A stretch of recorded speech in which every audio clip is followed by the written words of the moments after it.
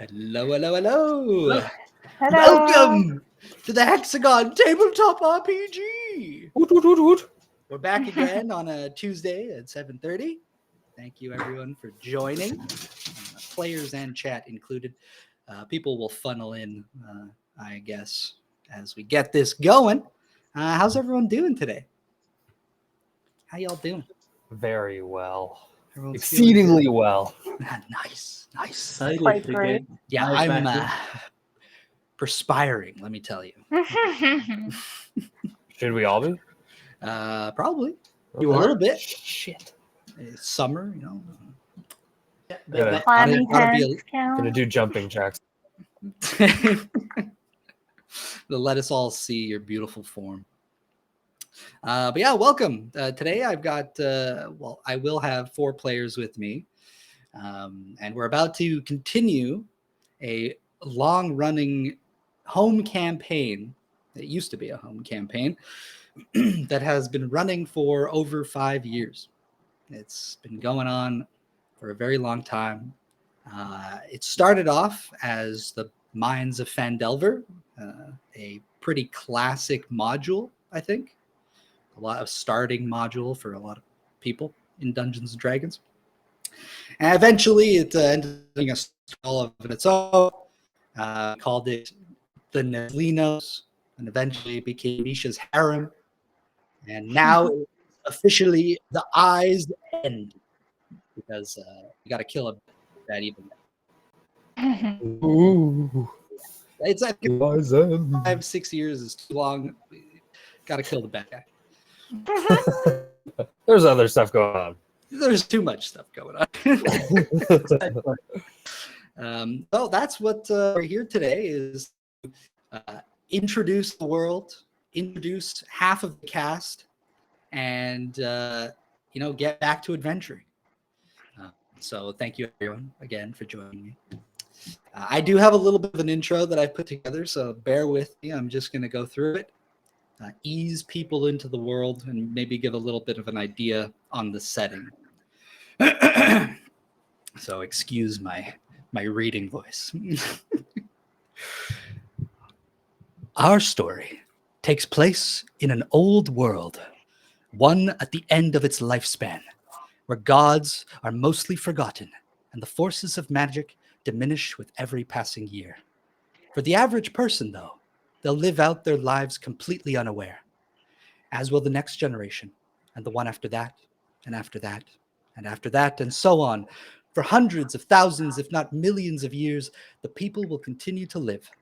But still, the world is old and slowly draws its last breaths amongst the cosmos. In one of the few remaining continents, the lands of Irea, 4 great wizards devoted themselves to creating a utopia, the city of Zarn, a capital of technological and magical wonder that promises knowledge to all who wish to learn. People from all over could come to Zarn and enroll in the Grant University to learn of science and arcana and to share their own knowledge in exchange. For years, the city would thrive and grow, until one day, before a celebration of great importance, the city was destroyed. Zanabin, one of the founding wizards, was turned into a beholder, and in that form he took control of the warforged populace of Irea. All across the lands, the mechanical people marched and struck down their neighbors under the commands of the tyrant beholder. For 5 years, the lands churned in turmoil, but soon a spark of hope would appear to guide the people to a better tomorrow. The Golden Resistance, led by Ar Zoranthra, a golden dragonborn and once a pupil of Zanabin's, who made an oath to return the freedoms of the Warforged and to take back Zarn from the tyrant. Our heroes, 4 of whom are here today, were recruited by the Resistance, and after many trials and tribulations, they continue to prove that they are the beacons of hope. In every realm, they fight off Zanabin's forces and protect the people. And now they find themselves about to embark on a new quest in the name of the Resistance. Our heroes have spent the last 2 months in Duharst, a desert region of drow people. and after saving the city from an attack by Zanabin, they have been resting and helping rebuild. They soon receive new orders from AR. Heroes of the Resistance, I've ordered a team of archaeologists and diggers to set up a camp within the Black Desert. We believe we have found clues pertaining to the origin of the Warforged. I request 4 of you to help defend the encampment and to delve into this unknown origin. I'll need Alberich and Joe to provide their combat expertise, and Sheera and Edmund to investigate the Athenaeum. And with that, the 4 of you were tasked and about to set off. So let us begin with Sheera. Hello, Sheera. Hello. Hi. Would you care to introduce us to Sheera? Your name, your class, who you are, what you look like. Give us the spiel. All right. I haven't prepared an actual written word about her No, that's fine. That's fine. to be extra fancy, but Sheera Stones, a female high elf ranger that is participating with the resistance. She is also on her own quest of her own, a quest of her own in finding her parents. She has been put to a challenge. She has blonde hair. Oh my goodness. Oh no. Blonde hair that's in a ponytail with she's wearing glasses. She's in very easy to move clothes as she is quite nimble. Um, she, in addition to all of this, she's quite attuned to different products that may appear in and out in our world. So I have a little bit of a inclination to those Yeah. and a curiosity.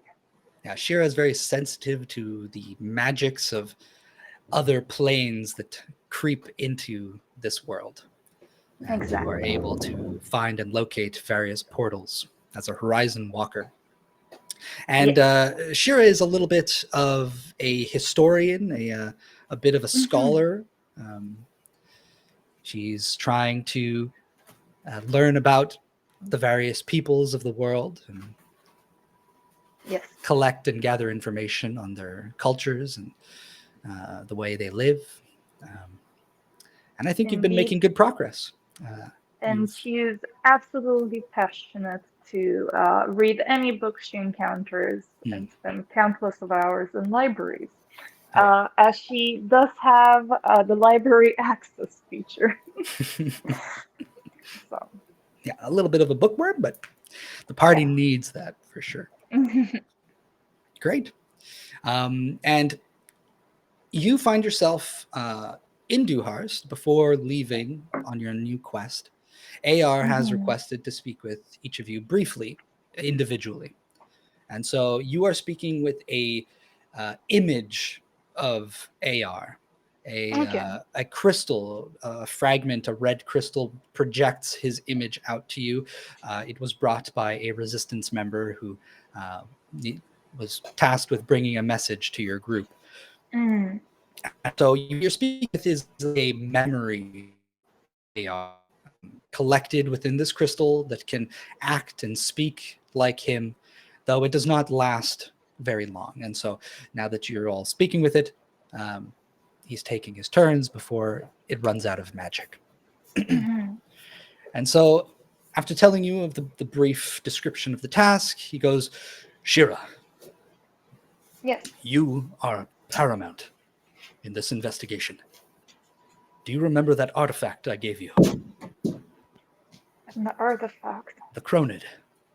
Oh, yes, of course. Oh, sorry, I completely forgot out of character that it was him who gave it to me.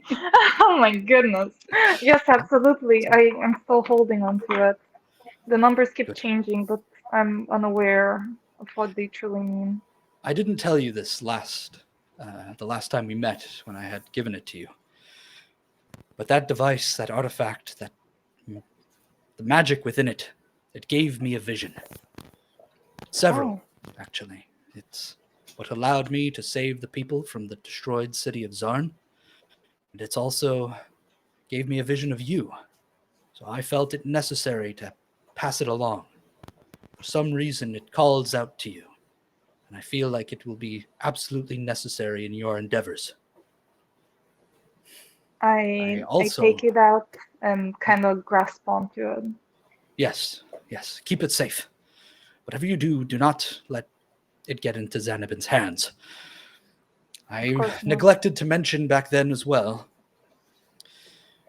but I stole it from him, from Zanabin. But before he was a beholder, well, maybe steal isn't the right word, but I took it because it called out to me. And that's when I saw the vision. The city collapsing, falling in on itself. And I took it. And because of that vision, I was able to help people escape. Otherwise, much of the resistance might not have made it out that day. Well, before we were even called the resistance. This is incredible. So do you know how to use it? Sometimes I'm kind of lost about No, that. I have no idea. I didn't really use it. It just spoke to me in a way. But I've kept it close. And now I've passed it on to you. I hope it serves you well. Well, for sure I'll protect it, even if it depends on my life. Thank you. About the Athenaeum, if I'm saying it right, what are we looking for exactly? A while ago, before this war even began, members of the University of Zarn, they were conducting investigations. They put up dig sites and archaeological digs within the Black Desert to learn more of the ruins there. And they discovered the Athenaeum, a obsidian tower that rests in the center of the Black Desert. And it was there that it was theorized that the Warforged were created. Now, Zanabin has found a way to take control of them, and we think that we might be able to find some answers to how he does that through the Athenaeum. The problem is that the archaeologists we have never been able to open it. So I'm hoping that your expertise with magic and portals might be able to help. But that is to be seen. If it is impossible, I will completely understand. But we might as well try. I will attempt all I can into figuring this out, of course. Excellent. Any information we get would be so much better in this war. We need the upper hand. That's exactly what I needed to hear. Thank you. You are free to go if you have no other questions. I guess not. Do you still keep in touch with Misha? You should. No, but I mean, I will call her in. We will talk. I have a mission for her as well. Okay. How is she doing, by the way? Good. She's quite lovely. She's Yes, she is. I mean, yes. the joy the joy of our party, I will say. I'm glad to hear that. Well, All right, until we there. meet again, and I hope next time it is in person.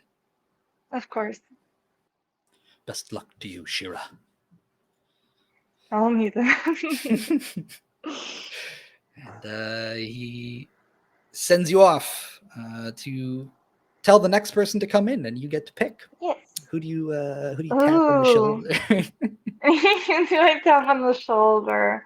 I'm gonna tap Alberich. We go way back. I feel like he would be the first person I'll reach for. Alberich, your turn. What? What are? Right, he wants to talk to me. All right. Yeah, they are. Let's go.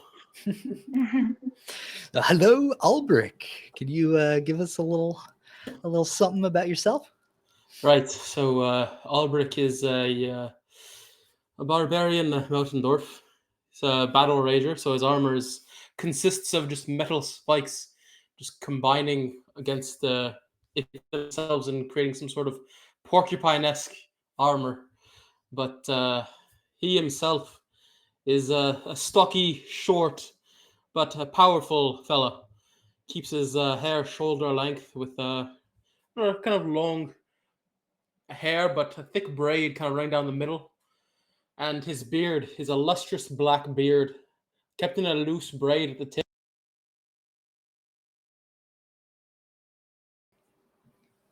Excellent. Can you just say something quick, Sheems? I think you cut out briefly at the end there. I think Oh, so too. Oh, okay. Well, you're back when now. when did it cut out? It was a tip of the beard, and then you cut out for like Oh, well, one I mean, word. look, the beard, about half a foot in length, Okay. and that's about Alberich. Awesome. But he was looking for a bit of excitement and led him to this area and met these fellas. And now he's just looking to protect his friends. Beautiful. And the best damn protector and attacker the group could ask for are Best defense is a good offense. exactly the tanky madman Alberich himself, the absolute monster of a fighter, barbarian. But We fear him. I fear him. As a DM, he is my bane, but it creates a nice challenge. So you enter this. It's part of the temple of Duharst that has a little room set aside so that you guys can talk to AR. You enter and AR goes, Alberich Fireforge.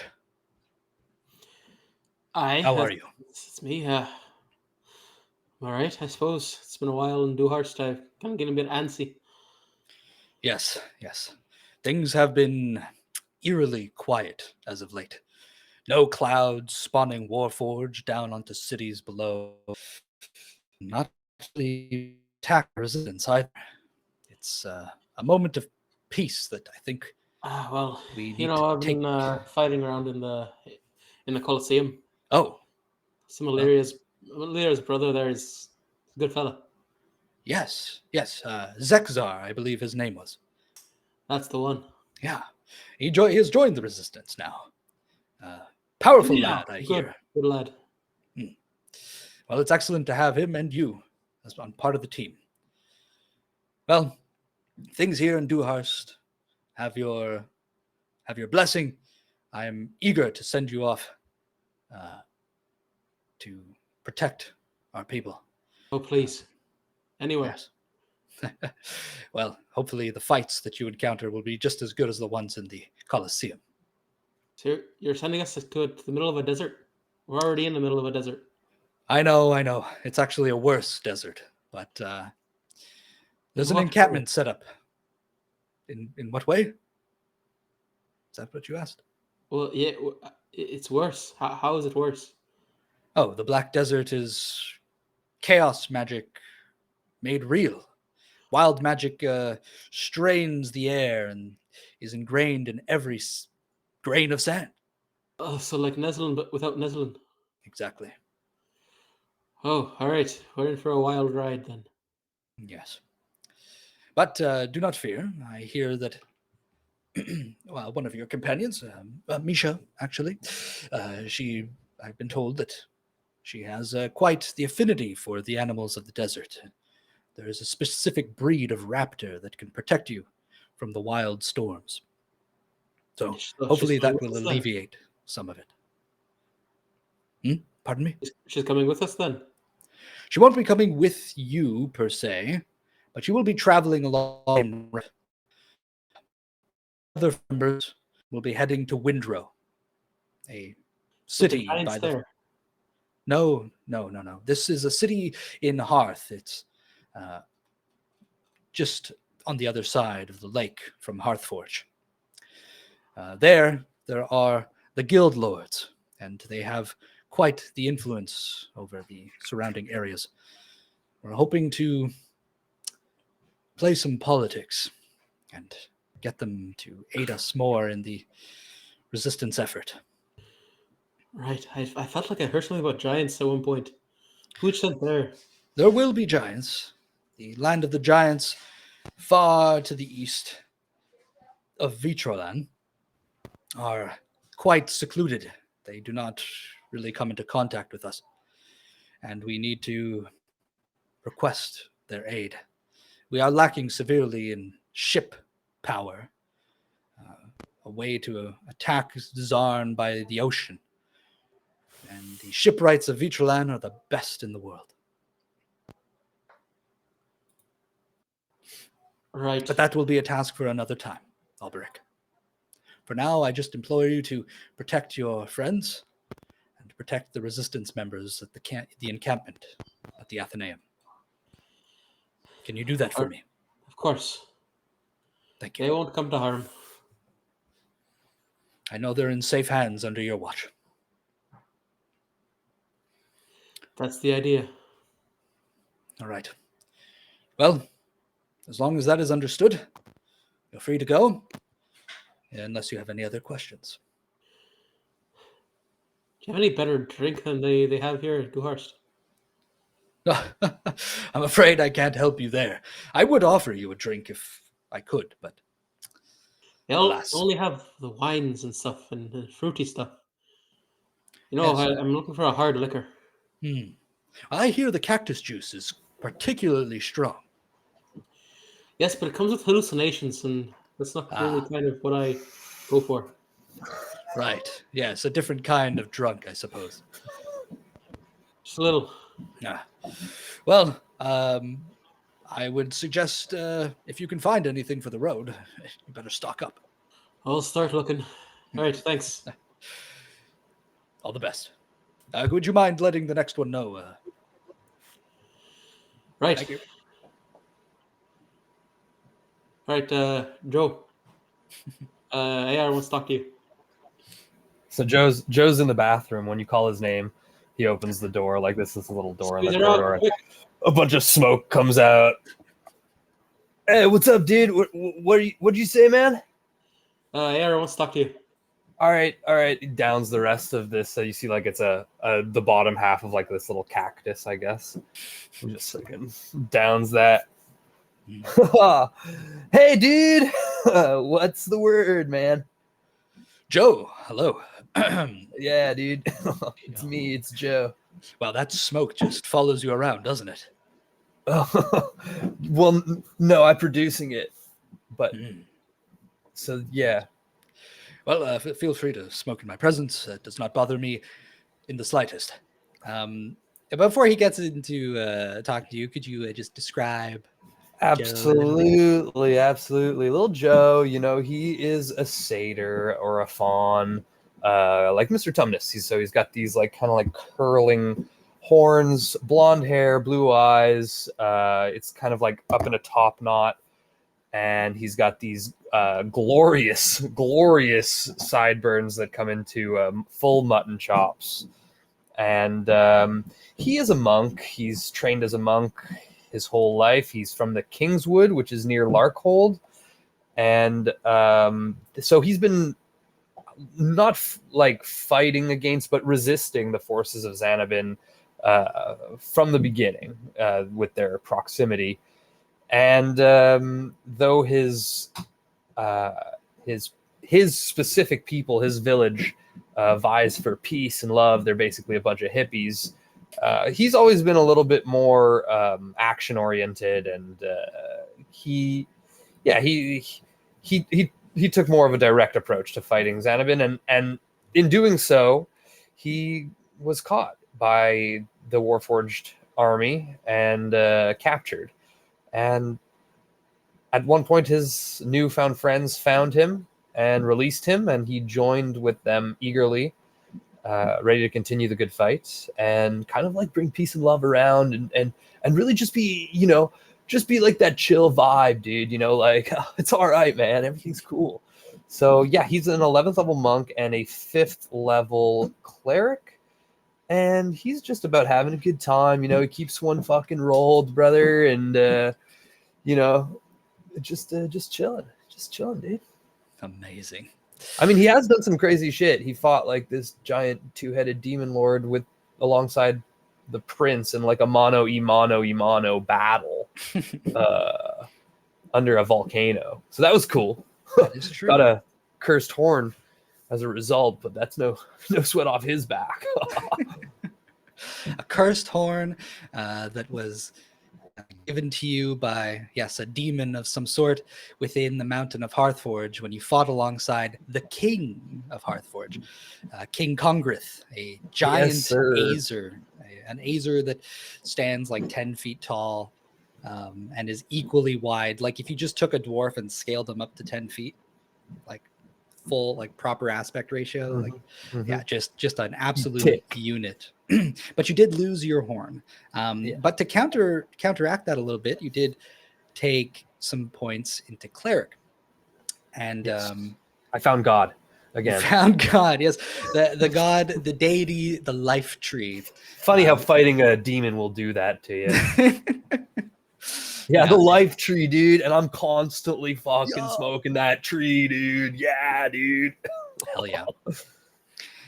And so AR, he looks a little solemn as you're standing there, the smoke billowing around you. You've got your pipe weed in your mouth, and he goes, "We didn't have a chance to speak earlier when you first arrived in Dewhurst, but I wanted to extend my apologies to you. The Kingswood was 2 months ago. It was attacked and burned, and the people all had to flee. I did my best with myself and my other captains to protect it, but we were overwhelmed by Xanabin's forces, and I feel somewhat responsible that they now no longer have a home. So Listen, I am dude, truly sorry." We don't blame you. I mean, I can't speak for everyone. But I don't blame you, man. I'm sure you did your best, dude. And It's very kind. The wood, man, it can be regrown, and it will be regrown. Not to worry, we got the best minds on it. I'm sure. We just gotta whip this freaking Xanadude in the butt, and not my Xanadude, but this bigger Xanadude. You know what I mean? Of course. I agree. We do need to kick his butt. Hey, Smokey, are you around? Smokey? Smokey is. I actually spoke to Smokey. Oh, a little bit earlier. He's been avoiding me, man. That's what he said. But he will be joining you. Don't worry. He will probably be waiting for you at the sand sail before you head through the Glasslands. Sounds good. Yes. What else? Yes. Get to it, man. Let's get to business, shall we? Of course. Jesus. Of course. Well, it does alleviate my stresses a little bit hearing that from you. As a matter of fact, the current leader of Larkhold, Ilavara, she's taken a leadership position. She said something quite similar. You forest folk always impress me with your strength of will. But on that note, I have heard that you are a cleric of the Life Tree, and after this dig site operation, there's a good chance that you might encounter the refugees of Larkhold. Surely Ilavara will be amongst them. I believe that they are looking for a new seed to call their home. And, well, she might want to speak with someone who is connected with her deity. Well, what about what happened to the other clerics of the Life Tree from the village? Oh, well, from what I gather, there are very few left. Were there many? I gotta take that in, man. That's heavy, dude. I'm so sorry. My parents were clerics of the Life Tree. Well, I pray that they are safe and with the other refugees. Yeah. Oh, well, right. If anything, I'll definitely want to reach out to them, if they're going to be at the dig site or if they're going to be at... Yeah, man. All right. Heavy. Sorry to burden you with that info. Listen, it's all right, dude. I'm happy to know it, Appreciate you coming here, talking to me, and everybody else. Yes, I appreciate you too. That's respect. All right. All right. Would you mind collecting the last member? Oh yeah. Fundy. I freaking go to the door. Thank you. Fundy, get on in there, boy. Eddie boy. I think I'll be like rummaging through like a box of like discarded like bots or something, just like random gear, just like, Oh yeah, look at that. Oh, that's pretty cool. Look, I can turn that into like a what? Someone calling me? Yeah, dude. Eddie, get on in there. All right. I'll freaking come out of the box I'm rummaging through, dust off my dirty tunic, and head in. Edmund Fundle is a little dragonborn, probably like 3 feet or so.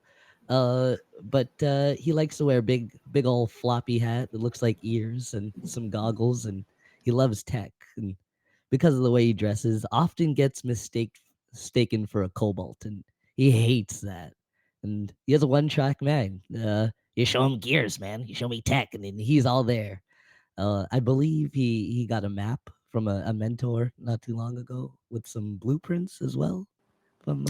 Yes, you did receive some blueprints, and you've been carrying them with you. You're not necessarily 100% sure what they represent or what they mean or what schematics they allude to, but it was given to you quite some time ago. So essentially at the start of the war.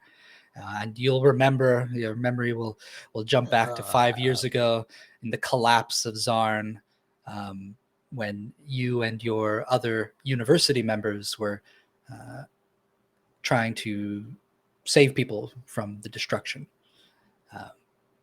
So you still have that on you, and you've been searching all this time. I can't figure it out, man, but I'll figure it out.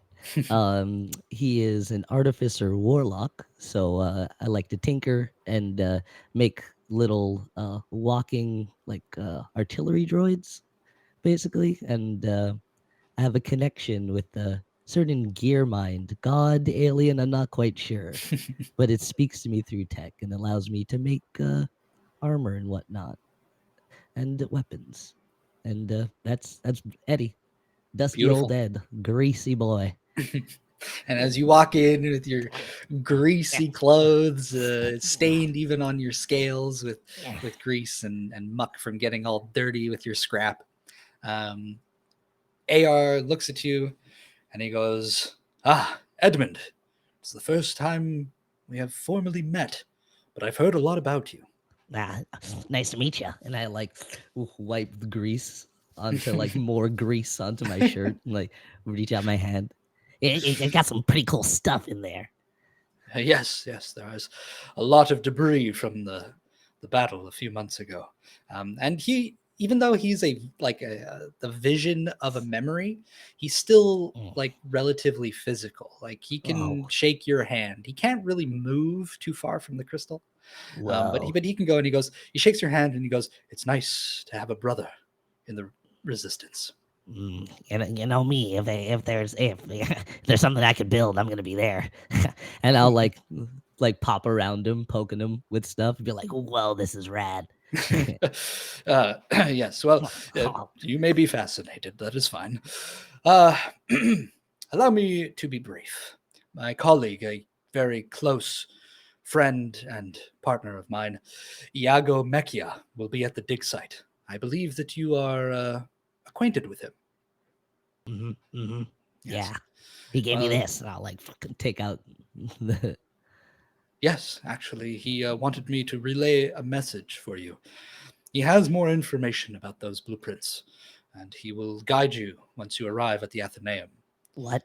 Apparently, this schematic of sorts has something to do with it. So it might come in handy. I'll like take out like a little pen, like lick it, and be like, what kind of clues? What are we talking about? What parts? Does he know what it is? You have to excuse me. At the time of speaking with Iago, I was not privy to that information, and thus this memory of myself does not know the answer. Yeah, freaking crystal. I'll like go over to the crystal, start poking it. Come on, man. Give me wait, don't knock me over. It'll mess with my orientation. I'm sorry. Yeah, that's all right. That's all right. Well, Oh, all right. Yeah, Sorry, I'm just really eager. I know that This- you haven't spent too much time with these resistance members, but I hope that you get along with them. Mhm. I always get along with people, Very good. Very good. I'm pretty charming. Yes, yes. Well, regardless, they are all very nice people. I'm sure they will accept you with open arms. All right, man. As long as they, as long as they know their what's what about some gears or two, like, I'm sure we'll get along. Yes. Well, best of luck to you, unless you have any questions you'd like to ask me. Nah, man. Just waiting to see just waiting to get my hands on more stuff about these blueprints. But I'll come back and tinker with that crystal, see what's what. Anyway. See ya. Right. Oh, Well, if you stick Oh. around, what? and you, Sorry. well, if you stick around, this crystal will eventually become dormant. So it's yours at that point. Oh, sweet. All right, I'll come back and pilfer you later. All right, see ya. Thank you. Could you let the other four know that I'd like to speak with them now? Oh, all right. We can I'll go outside, like cuff my hand. All right, I'm done, guys. Just like wait by the door. He wants Yeah. to talk to everybody. Yeah, at that point, the other four will approach, and they will get ready to have their conversations with AR, but that will happen in another session. For now, we take our four heroes, all beautifully introduced to AR and to you, chat, and we are going to take them across the desert. We'll do a little bit of a time skip here. If there's anything anybody wants to do quick and do Harst before you set out on a couple week-long journey across the desert. You know, Now's I the must time. see my venerable muse. Of course, she is actually waiting for you. This has been sort of in planning. So over the course of the time that you've been in Dewhurst, Welsa, your the lovely 462-year-old gnome has been with you this whole time, and she's ready to see you off. She's got tears streaming down her face. She's got a beautiful head of white hair, kind of like comes out in sort of like a demi-circle on her head. And She got she's a very, Karen very Bob, is petite. what you're Yeah, describing. she's got like a massive one though. It's like freaking. She's got like an Edna mode, but like yeah, but like twice the size. beautiful. And she like struts around in it, and it's like beautifully bouncy and glistening, and she takes very good care of her hair. And she's got these two huge spectacles on her eyes, at least like 3 inches thick. And when she's not wearing them, she just has these tiny little beady eyes. You can barely see them. But when she puts them on, her eyes become these huge bug-eyed things looking at you. She has beautiful green eyes. She's there crying. Her lenses are filling up from the inside like a snorkel goggle. It's like leaking out as she's crying, waiting my by the dear. sand sail. Not to worry, not to Joe. worry. We knew this Don't day would leave come. me. I know, but isn't there something you could do? Just leave the resistance. Damn the resistance. Damn this war. We should elope. You know I can't do that. Oh. And here I was willing to leave my beautiful establishment for you. But perhaps it's best for me to return to work. I'll find you one day. Please, return to me. My heart will rest within the heart of Hearthforge. And my heart will rest there too. She holds your hands and kisses it. And then she reaches up, because she's tiny. She's a little gnome. She reaches up and sort of like shoves her fingers into your like beautiful like satyr chest hair. You got like golden like locks on your chest, and she's like, oh, I must restrain myself. And the other resistance members are all there, just they could all see this happen. Oh yeah. They're full PDA. Go now. while I can still resist. I notice, and they also notice my voice changes when I'm with her, and I speak like this, even though usually I'm like that. Yeah. Oh, you're so handsome. Yeah, Vice does things to me. Go I'm now. going. I'm going. She like tiptoes away, and her hair's bouncing as she goes. And oh, I runs hate to back see her into the go, city. but I love to watch her leave, man. I say to some Oh random my. resistance dude. Yeah, just some like drow who now has like the emblem of the resistance. It's like it's basically a piece of plate mail, but like it's gold. So they have like these specific little golden emblems that they attach to their breast. Mhm. And so he's just standing there like a male drow with a spear, and he's just kind of looking at you. All right, whatever, dude. Women, man, there's something. Yeah, they kind of suck. Dude, what? Sorry. It's just after all the stuff that's happened here, I just you know how it is. Peace and And- love, brother. Yeah. You gotta live and let live, and you gotta forgive and forget, dude. Yeah, I guess you're right. Here.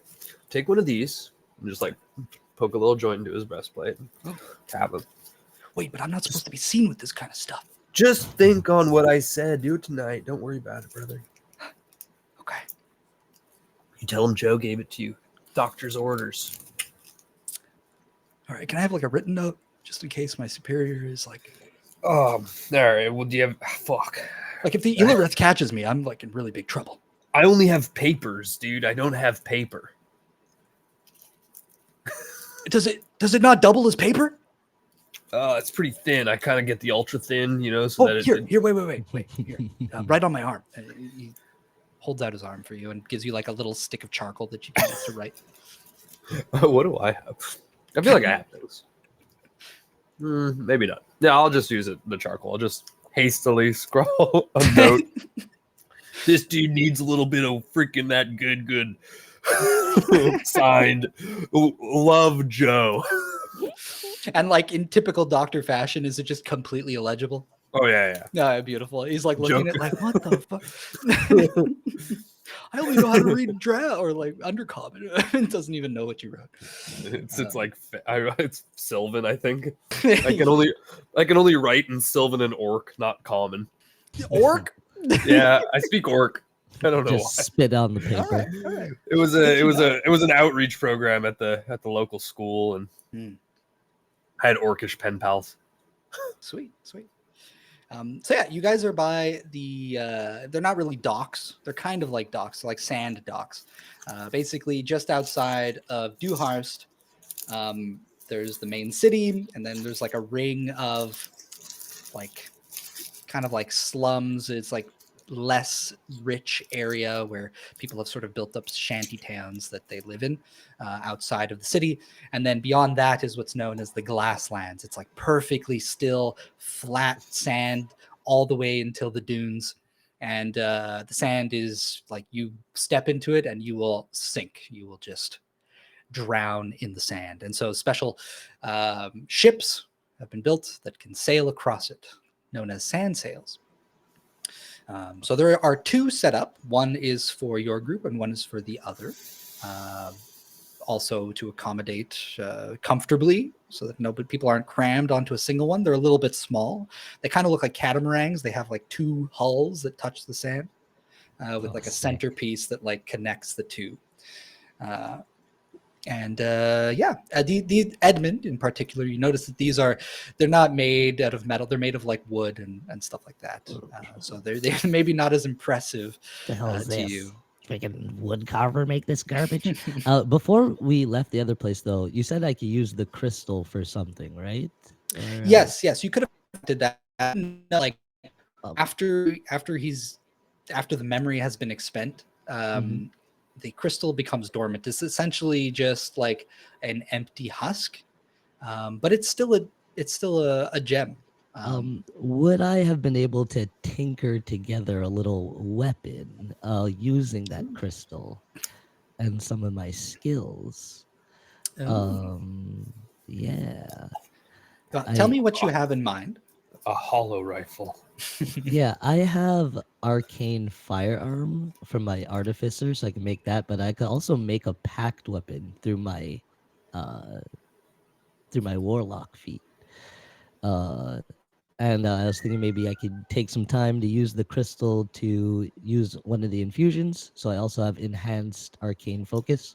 So I was thinking of taking the crystal and using some parts and uh, use pray to my warlock god to make a sort of like clockwork rifle, kind of like what I sent you. Yes, yeah. You can definitely take the time to do that. You'll actually find that once you get on the sand sail, you will be on it for several days. It's almost a week-long journey on the sand sail to get to the Dunelands, and so you will have plenty of time to build that for yourself. And we'll get to that in just a moment. But before we completely head off, is there anything anybody wants to do? Because you As don't have too I much time now. It's like as getting ready. I am adept, sorry, not adept. My natural explorer feature. I'm really good with deserts, particularly. Yes, you are. What I want to do is to stock on actually on things that I can bring, rations and extra hydration and all that jazz. Sun Okay. protection, you know. Like good jazz. Gucci. Yeah, you will say that you actually helped to make preparations for this journey. Mm, So yourself and other resistance members and anybody else part of the heroes that want to help out as well could have done that. Again, this was something that was planned over mhm, about the course of a month. So yeah, for sure, you have all the provisions that you need, all the rations, all the water that will get you to the dig site. And Nice. even on below, there's like in that little center section, they have a couple of these raptors. Mm-hmm. Yeah. So I they're think I just want to sort of like go. in little pens. I think I want to go kick the ships and then be like, Hey, is there any way to make this faster? It's all made of wood. like, and then see if I could improve them.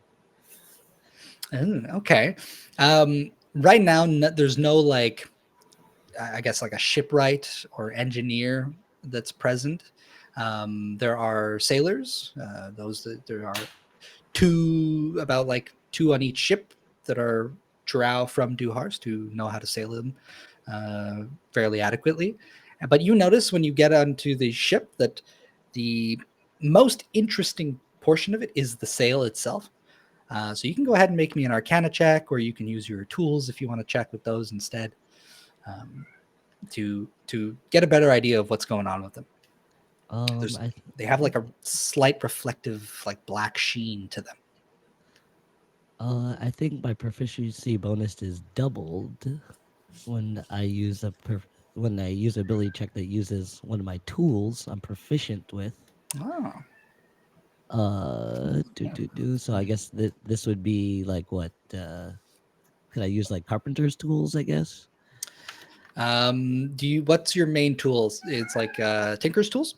I got a bunch. I have carpenters, smithing, Okay, so tinkers, whichever and wood you carvers. think would be the best to, because you're using the tools to like basically make an assessment of Y- what is going on with this ship. Okay. So yeah, it'd be Arcana. Okay. All right. Do. Ooh, that's a nat 20. Oh shit. Okay. What is this? Freaking look at this. All made of wood. Ain't no gears, nothing turning.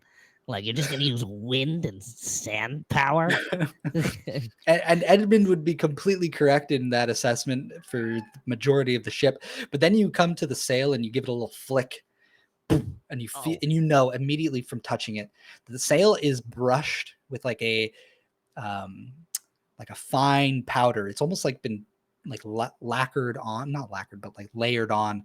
Um, and the dust or the grains that are made of arcanium, which is a particular metal that perfectly conducts magic.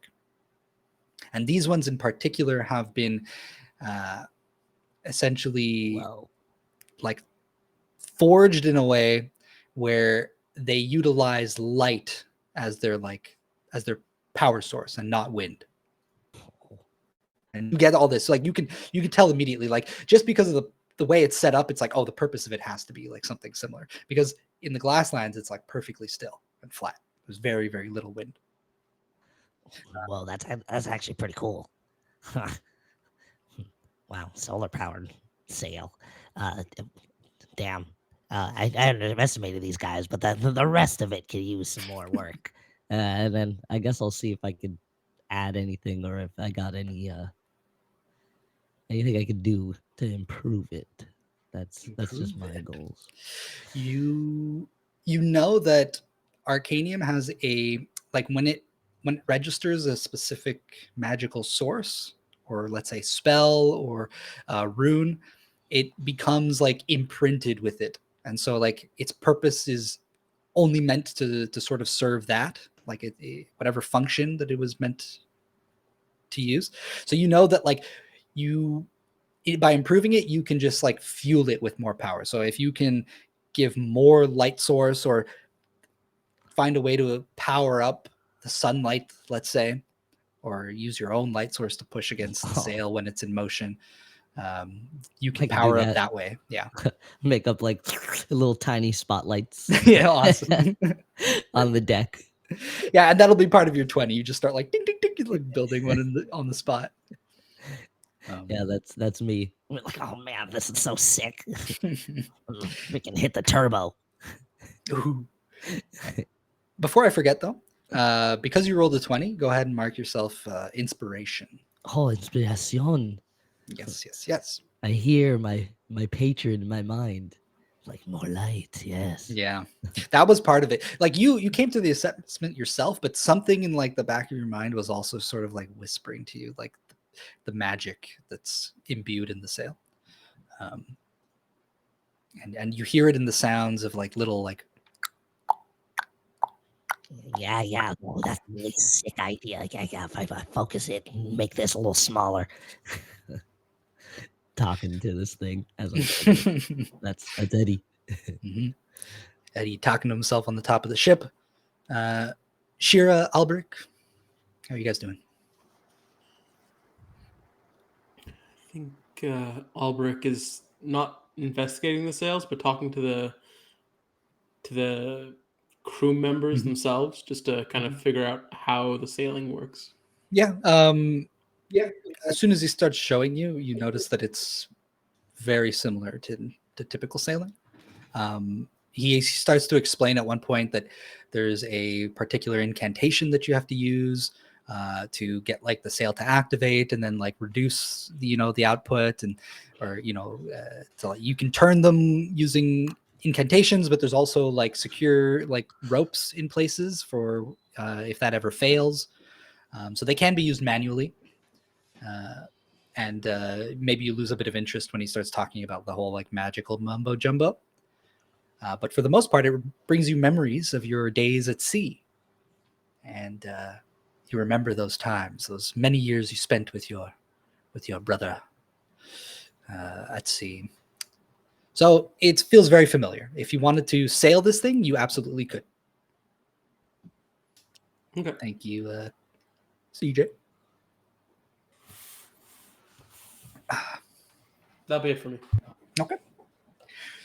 So with that, I'm going to say that everyone gets aboard. Your other comrades, the other four, are embarking essentially at the same time, maybe a little bit later, but you will diverge in path once you arrive at the Black Desert. Or when you get to the dig site, they'll continue on to Windrow, and you will stay at the dig site to finish your mission. So let's move across to the Athenaeum. We fade a couple weeks in the desert. Hot sun blaring down on you, uncomfortable. Reaching the Black Desert, suddenly there's these crazy storms of wild magic. And you've you've all had an experience with the Black Desert before. You know that its storms envelop you in wild magic and cause you to have all sorts of random effects happen, the same as a wild sorcerer. But thanks to these raptors that you have, their frills open up in this sort of vibrant, multicolored array of flickering scales. And for some reason, it creates like an area around them that protects them from wild magic. They've adapted to this area. And so the trip through the Black Desert is not too grueling. You don't really have any accidental wild magic slip-ups. And thankfully, you're not traveling with Neslin, one of the other resistance members who is a wild sorcerer. Anyways, when you arrive at the dig site, or I guess on the journey, Edmund, you could have created that weapon of yours. Yeah, sitting behind my spotlight, just like, oh yeah, jamming the crystal into it, doing weird shit, talking to it. Cool. So for the crystal itself, I'm going to say that it's worth 50 gold pieces when it's dormant. So that might be useful, but also you can use it as material for your weapon if you just prefer to do that. Okay, sweet. So like maybe a part of it is like made out of that crystal or something. Yeah, that's what I was thinking. It's like a kind of like a clockwork around it that kind of like ticks it. Okay. Yeah, and you maybe that also catches the eye of Alberich, who forges weapons of his own. If it's metal, then definitely he would kind of make his way over. But if it's crystal, Yeah, it's made with like scrap too. he'll come back over and be like, well, yeah, you're not smelting it. So how you putting this together exactly? Yeah. Oh, yeah. You want me to turn this? Oh, well, part magic, part craftsmanship. You know, you bend things in places, and the magic kind of holds it together. Okay, sorry, you didn't like that. No. Yeah, it's like you just gotta listen, and it tells you how it wants to be made. And kind of like bend something into place, kind of pin it towards the crystal. Yeah. Right. You do everything with magic. I see. I tend to use fire and brute strength rather. That stuff's cool too. I like the heat. Well, it's just not quite as particularly fine and precise as this, I suppose. I tend to do larger pieces. I still respect what you do. What's your what's your bread and butter? No, come on. No, I need you to do Anything that needs this. to be made, really. Sorry, come again. Anything that needs to be made, really. Yeah, you don't like hammers more, or like a big old axe. What if like an axe that like sprung out and like hit somebody and then like retracted back? I call it the gum axe. Yeah. I don't really need that. I have this kind of takes out his maul. It's like a large two-handed maul that looks somewhat like an engine block. It has Oh, gears and everything that look to be like kind of like slowly kind of ticking every now and then. Oh, It's, can I roll to like inspect his work? Yeah, of course. What would that be?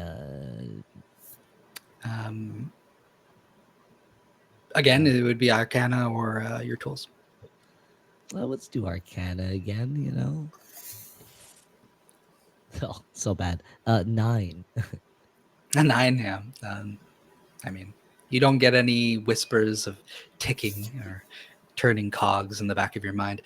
Nothing to sort of guide you to what this is. But I mean, it's kind of clear just from the outward appearance. You might just not really understand the internal mechanisms or the magic involved. oh, that thing looks pretty cool, man. We're gonna have to like sit down and like look at it. But oh man, props. And I like reach out my fist to him. like I bump it. Yeah. I look at my fist, and I'm currently wearing armor that has got a large spike coming from it. He's like, maybe not. I don't think that would be the best idea right now. Ah, come on, man, bump it. Say it's chill. Yeah. Ow. Yeah. Sweet. I like put a couple drops of blood onto the crystal. Like, Oh, I didn't realize that was what you were going to use it for. All right. Enjoy, I suppose. See you around, man. Yeah. The gun says bye too. Right. All right. Bye. You dudes are freaking weird, man. I can like cock my head back. I wouldn't say no to that, I suppose. It was the weirdest interaction I've seen all day, dude. Have you seen others? Yeah, what have you seen today? Well, there's these two drow dudes who are sailing the ship. They're just kind of like, you know how they interact. Shut up. Right. Does this talking about us? interaction count as towards one of your weird interactions? Yeah, what are you... Wait, hold on. What are your names, dudes? My name is Jith. My name is Marvel. Marvel. And we both sound exactly the same. Yes, we do. Are you guys family members or something? No, it's just a coincidence. Maybe they're lovers. But it feels like we're brothers. And you guys are finishing each other's sentences too. It's like really, really weird. And still, yours is the weirdest interaction I've seen all day there, boys. It's just because you don't understand tech. You've just been there like smoking leaves. I haven't seen you tinker with one thing. Not once. Didn't look around. Not even a little bit. You're right. I'm not a tinkerer, man. I'm a lover and a fighter. But not a tinkerer. You Right. never felt the joy of, like getting down in deep in some grease, and it just I wouldn't ask him that question. He might spin it a different way. What would I say? My dude, you think I ain't been down and dirty in that grease, guy? Get out of here. All right? You haven't seen my muse, clearly. The gnome that was outside just before. Yeah. My She's a darling. nice lady. Of course. Businesswoman, experienced. Powerful. I attract that kind of woman. That you do. Gotta be pretty great to have a bag of a pretty great gal like that. It seems. And okay, sorry. I know I need to pay attention. Like,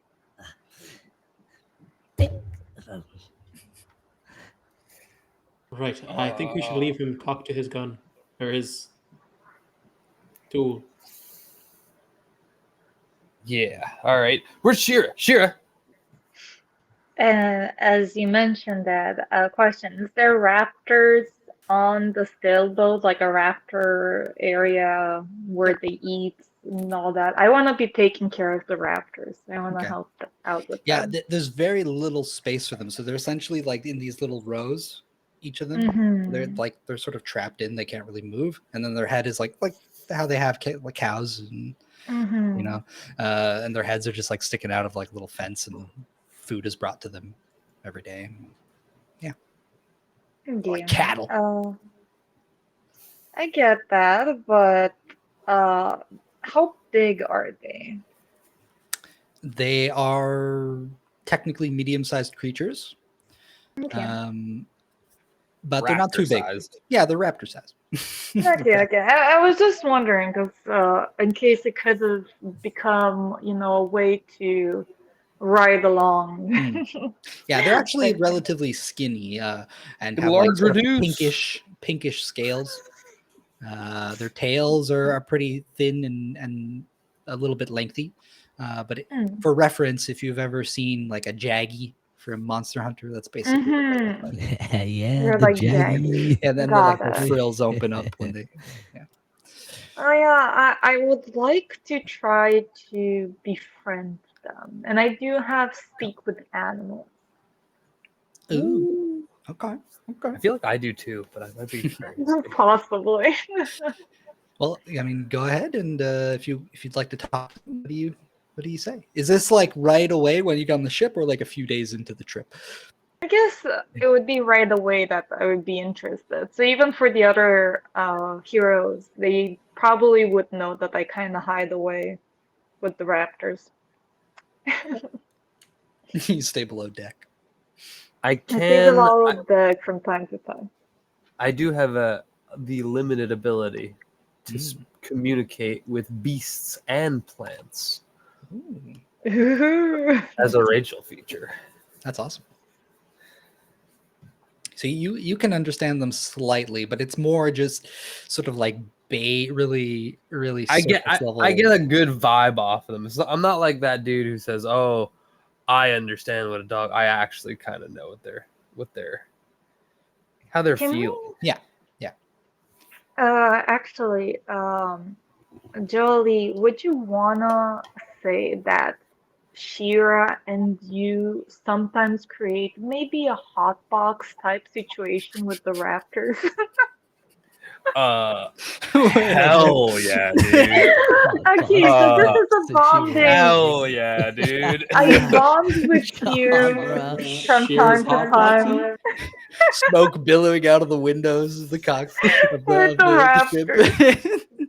We're all just asleep, piled on the raptors. Just And at the same time, I maybe help you like communicating with them too, you know?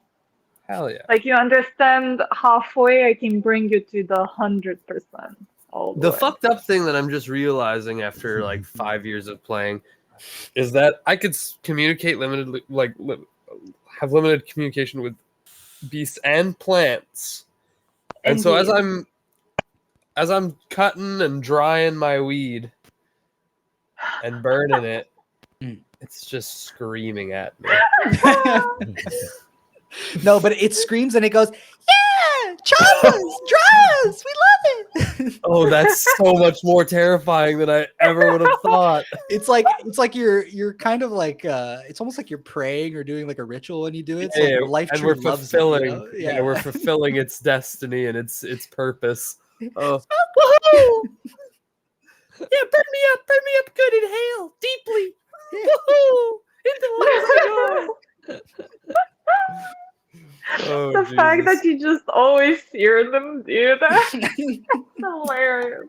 Oh For some yeah, reason, you Joe's understand insane. them perfectly. You understand them perfectly. It's not even limited for that. No, It's just no. clear communication. It's because you're part of it at some point, you know?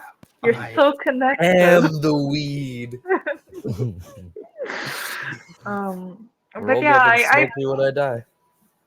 I mostly wanna make Got the you. raptors have a comfortable ride. You know, I wanna pamper the raptors. Like even to the point of maybe I can give them a manicure type Cucumbers raptors, on you their know? eye. Yeah, like the full spa treatment. Beautiful. If ever it's possible. I'm all for that. My muse You're taught me a neither. little bit of something about a spa treatment as she runs the hot springs, so not a problem. Ooh, you got some experience there too. Look at that. We're Mhm. making a great duo. Peter, you're muted. Yeah, her hands are magical. Well Oh, said. fuck. Hell yeah. Oh, yeah, they are. You better believe it. But Sheera, you come below deck to check Mhm. on these raptors, and you see them, and they kind of like look at you, but they're sort of like trained, half tamed, Mhm. and so you just hear one of them goes like, "Meow, meow." It does like a little weird dinosaur bark, and they're kind of just eyeing you. One of them still has like some bits of food in its bowl. It's like it's all pushed up to the side, so it keeps like checking to see if there's any, and then doesn't eat it. He's a goon. I tell them I put my speak with animal spell and I tell them good morning. Who here wants some extra snackies. Snackies? Snackies? Snackies? The two of them perk up. Yeah, I take out some delicious dry meat that I have brought mostly for myself, but the time I decided to share it with them. Snacky, snacky, snacky, snacky, snacky. Okay, but you know what you have to do? You need to get into a row, and I'll come to each one of you. Okay? But I can't No move. fighting. Starts like banging up against like the little grate. stalls. Yeah, the little stall, the side of the stall. They start shaking it, and like the metal like bars are like ringing against each other. All right. This is good enough. And I give each one of. How many raptors are we talking? There's 2 raptors. There's only 2 raptors. There's only 2. There's 2 on this ship and 2 on the other one. Okay, what are their names? Do you ask them? Yes. They don't have name tags or anything. No, that's a. One of them goes, names are not a concept that we know. Okay, you are going to be Chip then. I think Chip? that works. Chip? Shit. And Shit? yeah, Chip. And the I will be other shit, one. the other one says. Chip and shit. Chip and shit. And they look at each other and go like I don't know. They say barking or some shit. They're enjoying it. Oh, you're making a tough case here. Let's call you Shit. Sheep instead. Hmm? A raptor named Cheap shit. Sheep shit? No. Okay, Jolie, why don't you name it instead? I named one Chip. I'll give you the opportunity to name the other one. I'm gonna name you Boogie, because you seem like a down cat, dude. Sheep shit boogie?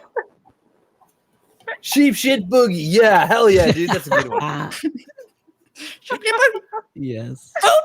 Snacky, snacky, snacky, snacky, Snacky, yes. You're getting the snackies. All right. I have one steak and I passed another meat jerky stick to Jolie to feed the other one. Oh no, that's all right. You can feed them. You're That'll sure? be a little. Yeah, that'll be a little special thing you have with them. I just get them stoned. All right. I'm more of a gardener, you know. Like I take care of that part of the farm, but I'm not really dealing with the livestock. Okay, I love 'em. understandable. I love them, you know. Hey, I had my fair share of vegetarian. Oh my god, I can't say the word. Being vegetarian at some point, I remember, but survival tells you otherwise sometimes.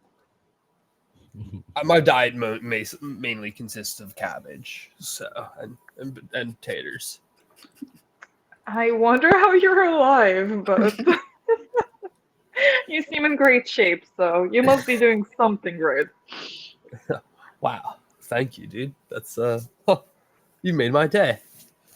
You look pretty good yourself, all right? You know what? We're all doing pretty good. Alberich's got a freaking, he's jacked. Fundle's not well. He's all right. He's good. He's a good little chap. Anyways, I think we're probably I'm gonna go roll one of them things actually. All right. Yeah. Yeah, do your thing. It's already rolled. We're used to. We're used to those. So fast. So you want to feed these raptors? Yes, I'm feeding the raptors. All right. We go ahead and make me This is a 2 good animal boy. handling checks with advantage. Nice. Animal handling. Again, with advantage. So I'll roll the first. The first roll is a 20. Hey. Double 20? Okay. Let me try. Okay. Mhm. So those are technically the first 2 rolls, and then I'll do the other 2. Was that the first roll of the night? No. No, the second. Fundle did a few. Yeah, and you got a 20. God You already got a nat 20. damn it, Fundle! Oh wait, did he? Okay, so yeah, he I got got a a 20. 20. God damn. The second roll was a Fucking roll. 17. So 17? the first one will go 20. What is it? Just a nat 20. Or do I add the 4 to it? I'm not sure. 24 is amazing. Yeah, the 4. And the other one was 17, you said? Yeah. Yeah. So yeah, you toss the jerky to them, and they gently grab it from you with their mouths and sort of like throw it up, and not throw it up, but like toss it up and catch it as they like kind of bite into it. Is there like a Immediately start stick that's vomiting. part of this jerky, like, or is it just No, like no, a strip no. of jerky? It's like a Not strip, like a but it's kebab, right? Yeah. you know how jerky gets like hard, so kind of like those dog treats. I'm kind of thinking. Yeah, so they're Sort of jerky. they're gnawing on it. Like one of them kind of Jacklings. like leans down and like sticks his foot out of the like the little grate and like Mm. steps on one Sponsor us. end of it and like is like pulling on it. they- Also, they what are enjoy the it. genders of these two? Chip is a female, Mhm. Okay. and sheep shit bop sheep shit boop Boogie. boogie Don't forget the sheep boogie. shit boogie, baby. Hey, Hell Don't yeah, forget dude. the sheep shit and boogie. that's what I always say, baby. Sheep shit and boogie, baby. Ooh. Can't leave the house without ship shooting boogie. What's the name of my band? That's a boy. He's a boy. Okay. So yeah, I appropriately go, good girl, good boy, as if they're pets. Literally, I treat them as my cats at the Yeah, moment. and they're like immediately dog mode because you got really good It's animal really good handling roll. rolls, so they turn into dogs basically, and they're just like Yay! and their tails are wagging, you know, like Disney animals. So they all act like dogs. Okay, this is when they trust me enough that I can give them a pedicure, right? Yeah, pretty much. They're chewing away, and you actually can tell that the jerky is not meant for them. You know, like Yeah, no. they're like weird black desert animals that like eat wild infused creatures. Mhm. You know, so they're not used to something that doesn't really fight back, and that's like super chewy like this. So they're just like chewing away and taking their time with it. If you want to give them a manicure or pedicure, Yeah. sure. Do you have like a Like in the disguise sense kit of or- in the sense of just cleaning it up for them, Okay. you Oh, I know? see. Yeah, that's Yeah. nice. I thought you were gonna Cleaning paint the their nails. No, I'm not actually putting nail polish on them. No, I'm just trying to give them Glad. Just No, the you know, gloss, sometimes- just the shine, no the color. gloss. Yeah, it helps protect the nail. You know. That's it. It's a varnish. Just so they keep having healthy feet. You know, Beautiful. they need some maintenance. Yeah. So you get to work, and you notice that once their claws have been cleaned, you Mm. could tell they're like doing like a happy little tap, like Yay. with their big claw. It's like tapping the floor. And you can tell that they're very happy. Okay, I am content. Yeah. I'm going to take out a book and just read while I'm sitting next to them. You know, I'm just gonna like. This is something that I did with my own parrots, so I feel like it's appropriate where they just listen to you read. Beautiful. And you read to them, and you spend a lot of time below deck with them, and they come to love you throughout the trip. Even across the black desert, they stick close by to you, and the group sort of has to follow you around. You're kind of the leader in the desert, anyways, because it's your favorite terrain. You know how to navigate, and you've been in the black desert before. You understand how the wild magic works, how to stay below the sort of twisting dunes, create like sort of these spiral dunes that curl at the tip. And just for flavor, to give a little bit more context, when you're walking through the black desert, the sand is not really sand. It has like a strange like texture and feel to it. It's like almost granular remains of like a metallic substance. Ooh, okay. Magnetic? No, not actually. But like it is charged with magic. So the ruins in this place from ages ago were Magnetic. filled. Yes, magnetic. Can I I don't like the way that sounds, honestly. I don't like it either. Magnetic. It's magnetic. could I assume that the sand is what they make arcanium with? It is not. It is Okay. not. I'm Similar, curious. It's not, but you could assume it is. You could. That's true. Of course. Love it. But yeah. So we are going to get to the dig site. You arrive there after a trek. How many days? So it was about a week to get through the Dewhurst portion of the desert, and then basically you had to do like mostly on foot. So in total 2 weeks. Normally, like if you tried to travel across the glasslands without a sand sail, the entire journey would have taken you like a month. Well, you forget one thing, sir. Yeah. I know you're a special case. You could like get anywhere in like an hour if you tried. But Do my spotlights get us there any faster? they a little bit, a couple days early, we'll say. Yes. Yeah, I had forgotten about your spotlights. You set up your little Zonai device. A beam of light that pushes the sand sail along. But the sand sail is just it's basically only like a portion of the journey. The rest of it has to be done on foot. So eventually you arrive at the dig site. We'll say AR had given you some directions, and you have your map, your world map, that you can navigate with. And when you arrive, you notice that you first spot the Athenaeum, a huge, glistening black obelisk of a tower surrounded by a sort of natural moat, an oasis. And the dig site is fairly small. There are several tents laid about, and I will actually pull up a little image for you all to help you understand.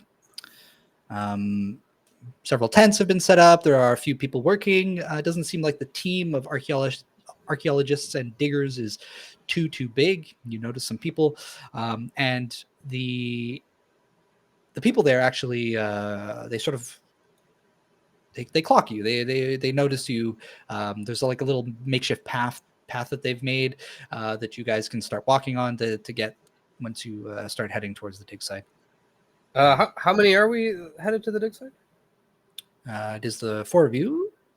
The sailors did not. Okay, accompany they didn't accompany us.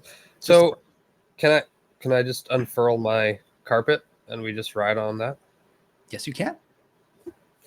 Oh well, no, you can't. Sorry. I mean, you could, but the thing is that you could use it to travel, but you would have to stay close to the raptors. Right, to avoid the magic. Yeah, the wild magic.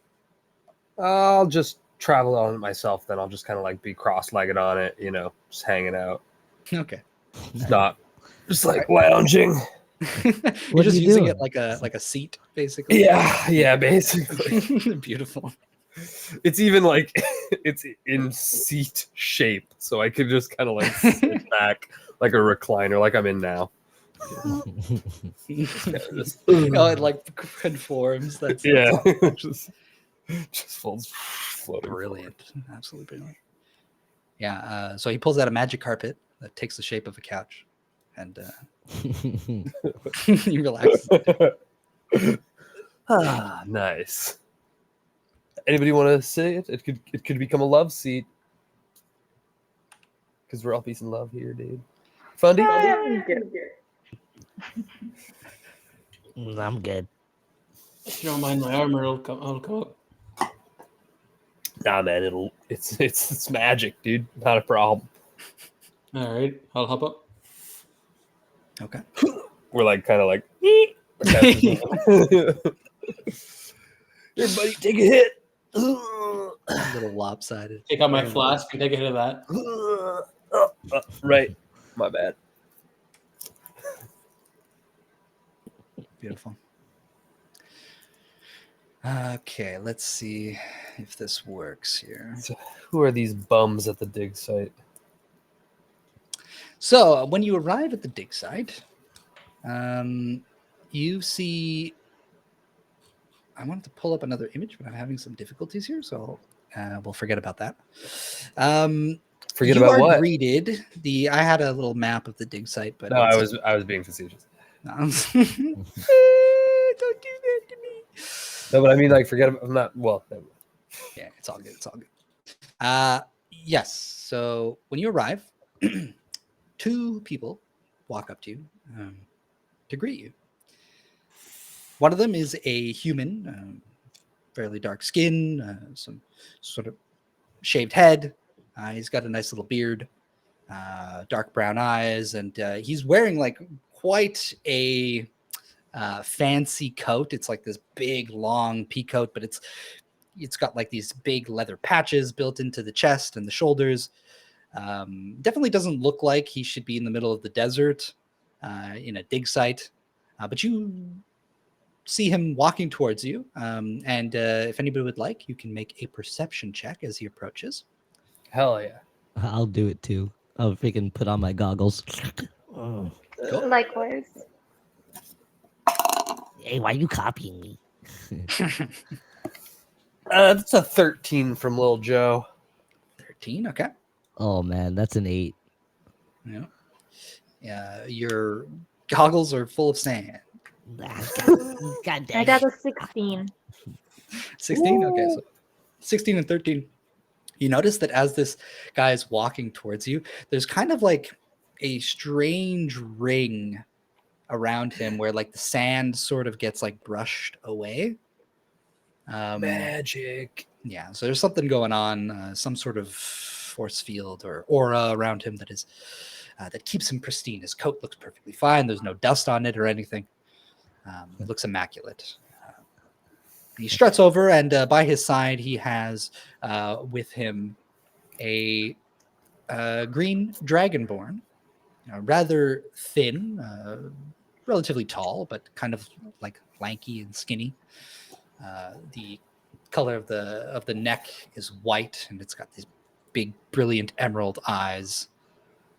Flicks its tongue out at you, and is carrying some equipment with them, sort of talking to the other gentleman.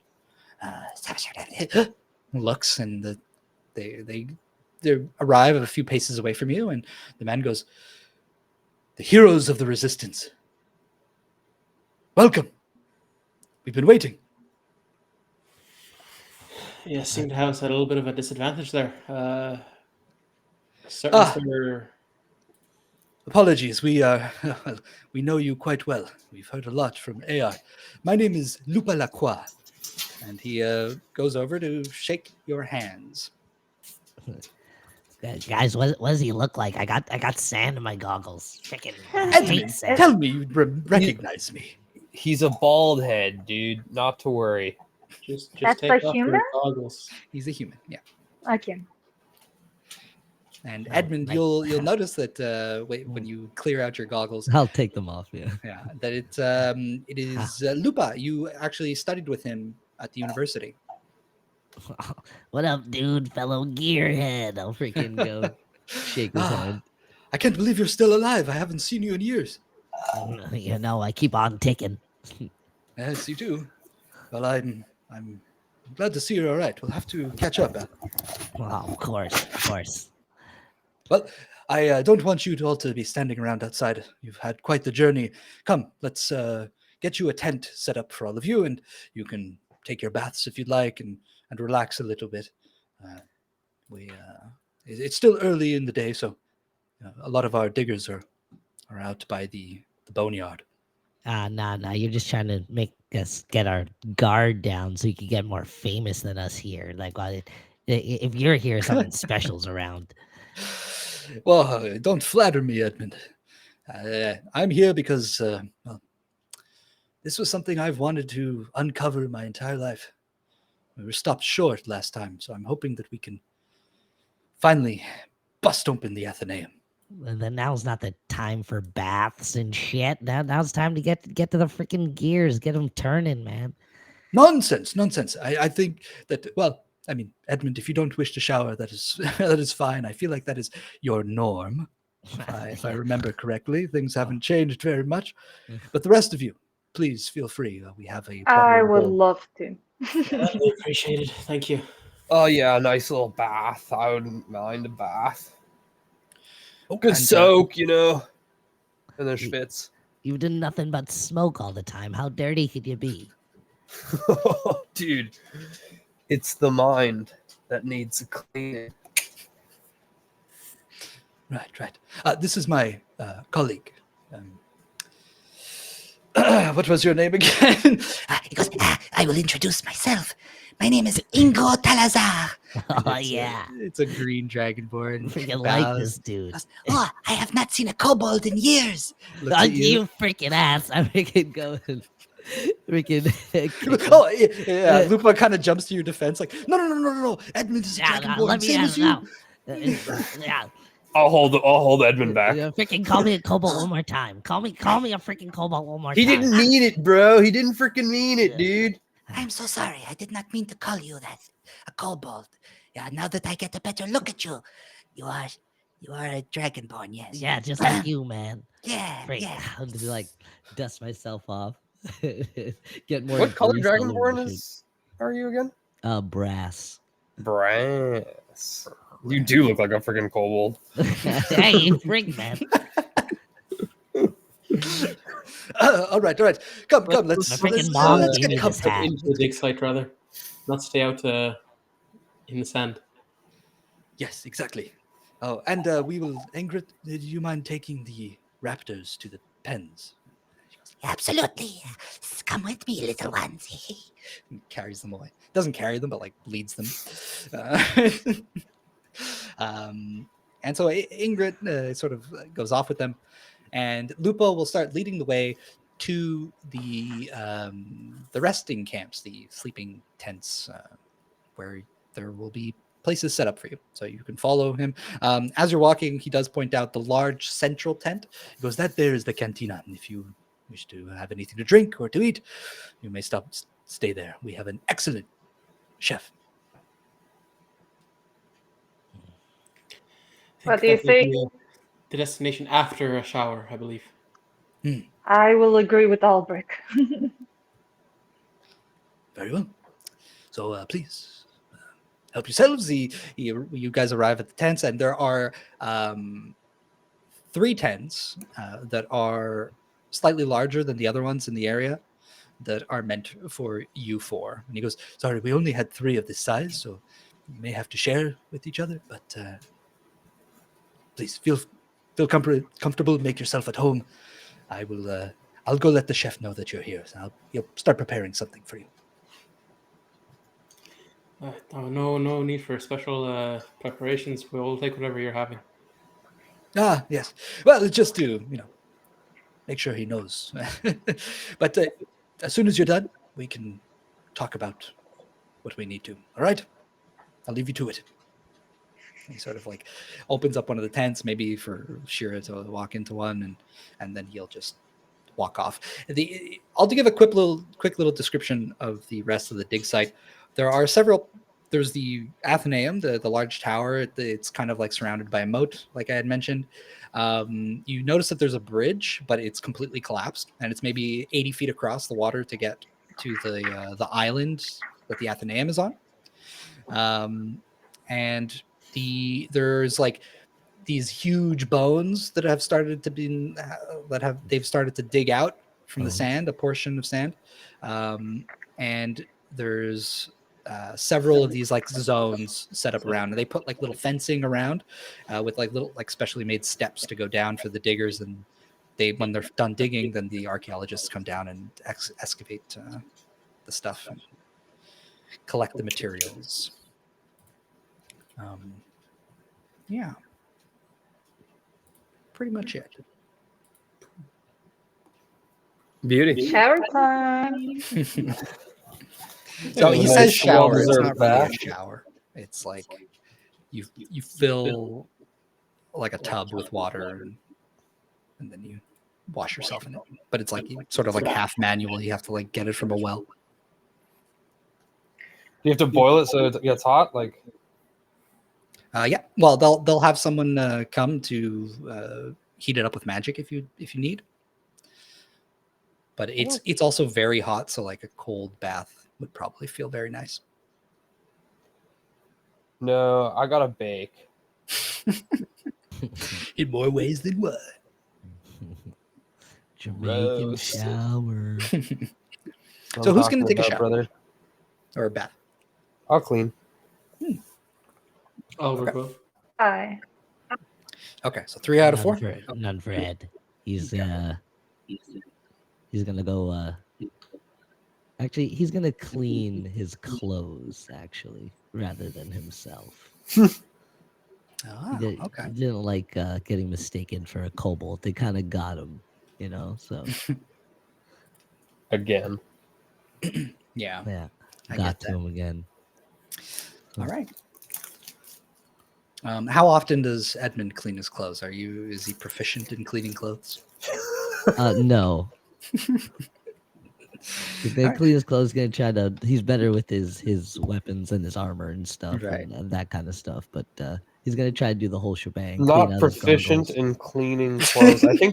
I think that's weaponized incompetence right there. I don't know. I've heard that before, but I got a greasy tunic that does everything I need. What do I need to clean it for? Of course. I don't know. Go ahead and roll just like a flat d20. This is like a tools check. You're trying to wash clothes, but you have no proficiency, so you don't add any bonus. You just roll. 18. Okay. You know what? Actually, maybe you're not sure how to wash. You're like, what do I use? And maybe you give it like a nice sand bath or something, like a chinchilla, and it actually turns out like pretty clean because like the grease gets absorbed and then like clumps up and falls off, and you still have like stains on it.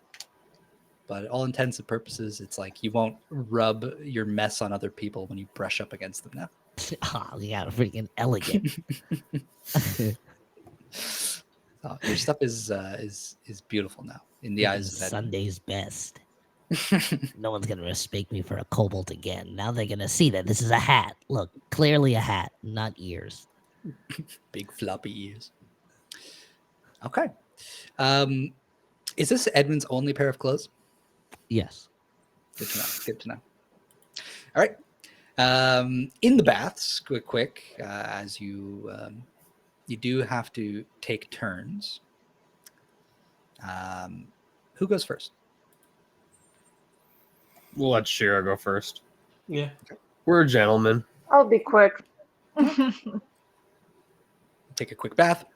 Just Alberich needs 10 minutes to take off his armor anyway. Yeah, but when she's done, you'll be ready. well, just give us a holler when you're done, eh? I can heat it up if you'd like. Right, yep. I got the spells. I'm good. I'll take a cold shower. Noise. All right. So after you're done quickly, Alberich, we'll say you go next. Wash away the grime, and then Joe, Yes, sir. you go in. You're going to heat up your bath. How are you going to do that? I have my scarf of Western Flame. Yes. That just gives me like, and I wonder if thematically, like I could just have like maybe just wrap it around the base and kind of like just will it to heat up the container, or I could use a charge to cast a spell from it. Yeah, I'm gonna say that in this particular scenario, there's like the tub is sort of resting on top of like it's like a grill almost, and there's the wood is like placed beneath it to heat it up. Oh, well then I'll just probably just make a fire the old-fashioned way, because if I'm gonna start a fire, I don't want to waste like a fireball or a no, yeah, of flame course not. blade. Of course not. Yeah, No, most people what they'll do is they'll just use like create bonfire or something. yeah, I don't have a spell like that. I have Sacred Flame, but I think that's kind of more of a Yeah. So I'll just start a fire the old-fashioned way. Okay. Beautiful. You get it going. You begin to relax. You see, I'll put my head like really close. I got this joint in my mouth, and I'm like lighting my lighting it on the fire that I just made.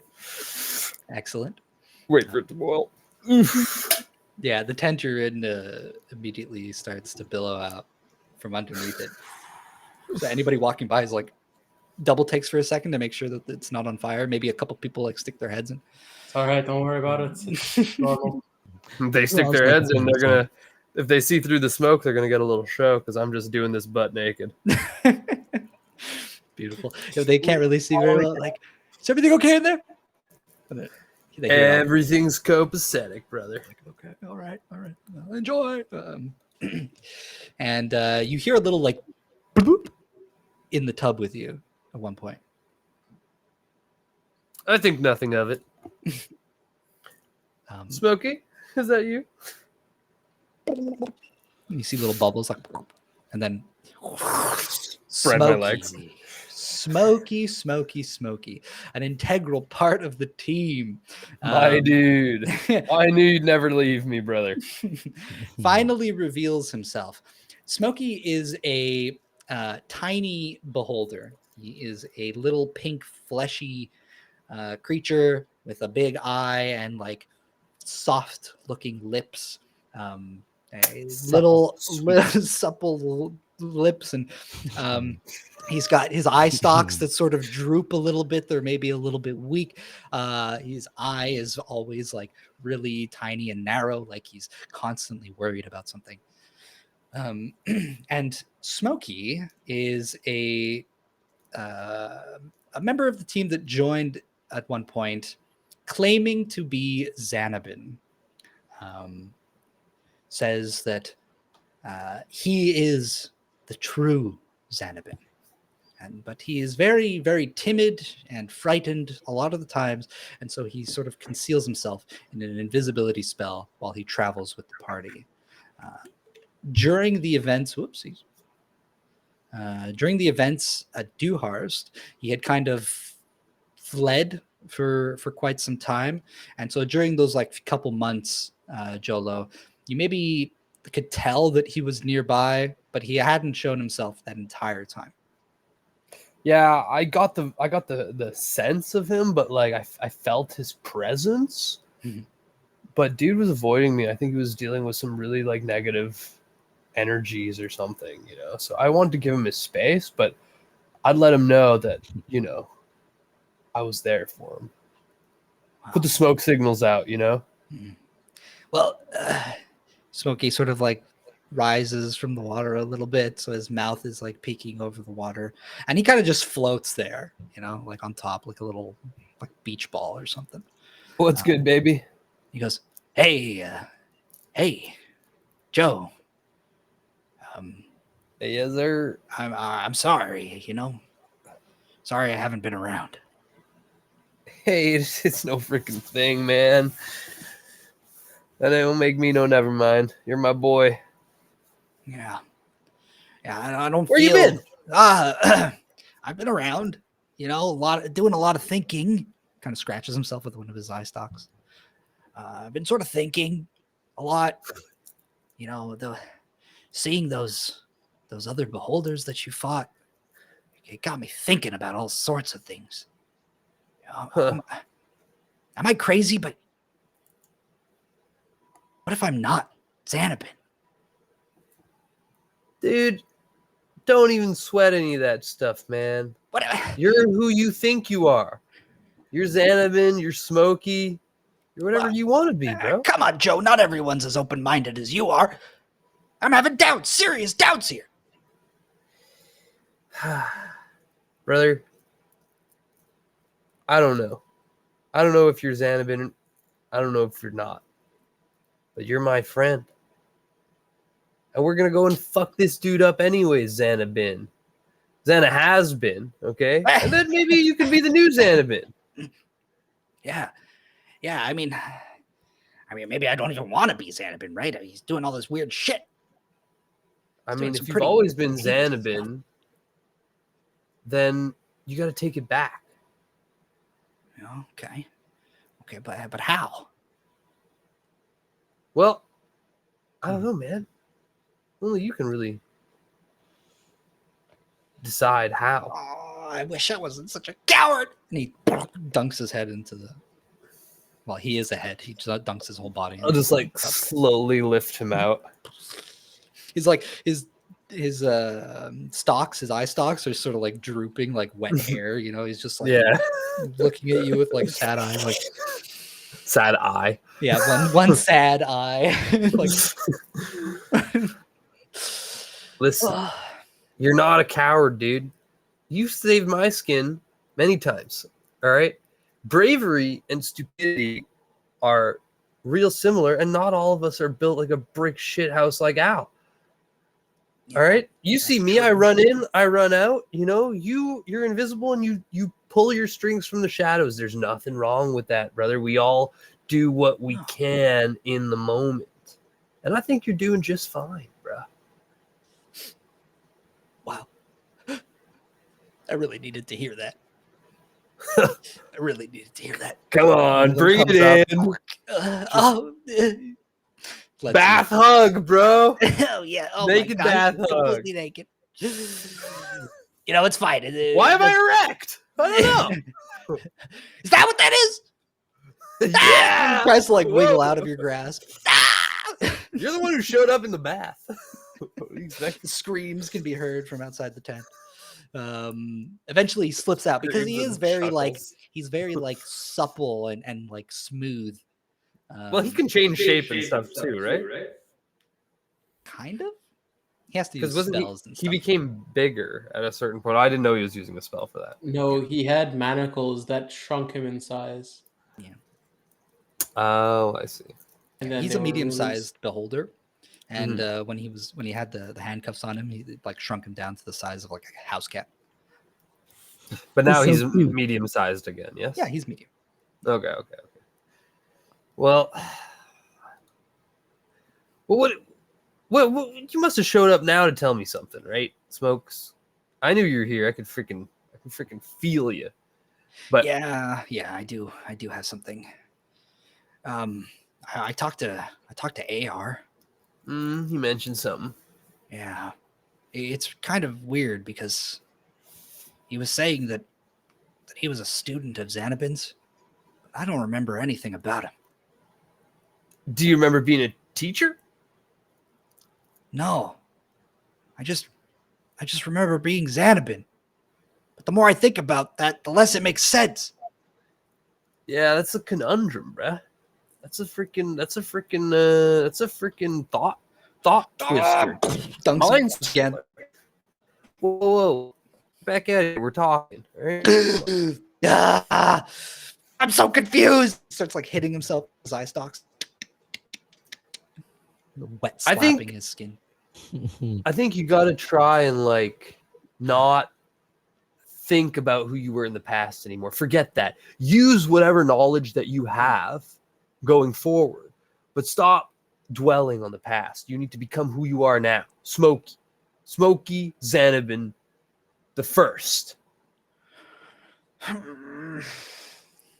He thinks long and hard about that. Can you make a I can do anything you want, baby. persuasion roll, but with advantage? What's my persuasion? I feel like I have decent persuasion. Why isn't okay? No, I don't. Well, I don't have bad ones though. It's just a neutral 0. So that's either a 10 or an 18. So I'm gonna take the 18. I'm gonna have to. Hell yeah. So he thinks there for a bit, and he looks at you, and he goes, "Man, I don't know how you do it. You're so wise."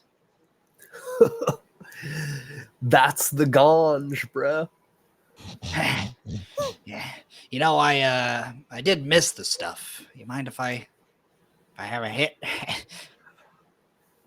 I just like right up from behind my ear, I pull out a one that I rolled for him. For me? I had this one waiting for you, dude. It's a whole blunt. Thank you. He reaches out with one of his eye stalks and like grabs it with the eyelid, like squeezes it, and he like brings it to his mouth and like, and you see that it kind of like the tip immediately starts to burn. Just lights on his head. But he takes it slow. The previous times you've given him, he's always been like sucked it all in one shot. And then it just Yeah, he would like recreate it. But now he's just taking it slow, enjoying it. That's it. One full exhale. Don't hold it in. Don't hold it in. No. Let it out, yeah, brother. yeah, yeah. Thanks, Joe. Thank you. Yeah. All right. So what else? All right. You got a plan? You got to tell me? You talked to Air about something? What did you talk about? Well, that's what we talked about. Is that he pretty much told me I wasn't Zadbit. And how does that make you feel, bro? He was actually kind of raised his voice. He was a little bit upset that, you guys were hanging out with a beholder, all things considered. So, He's way out of line. He's way out of line. I don't blame him, right? The guy's gotta. I mean, he's got his enemies. I don't know. No, He that's doesn't know freaking bullshit, dude. I mean, it's not like you're a pixie. If they were a pixie, I'd get it. But you're just a beholder. So like, there's the, right. you're pretty chill. I don't know if he's spoken to you or anything. Like my like, where we in God damn it, my mind is going. But in Hearth, what is it called? Hearthforge. We found you in the prison there. They didn't even give you the time of day, and that's deplorable, man. And I love those people. I freaking love those guys. They disappointed me, man, because they trapped you without giving you a fair shake. Okay, That's what I'm talking about, Joe. You're just better than most people. you're darn right.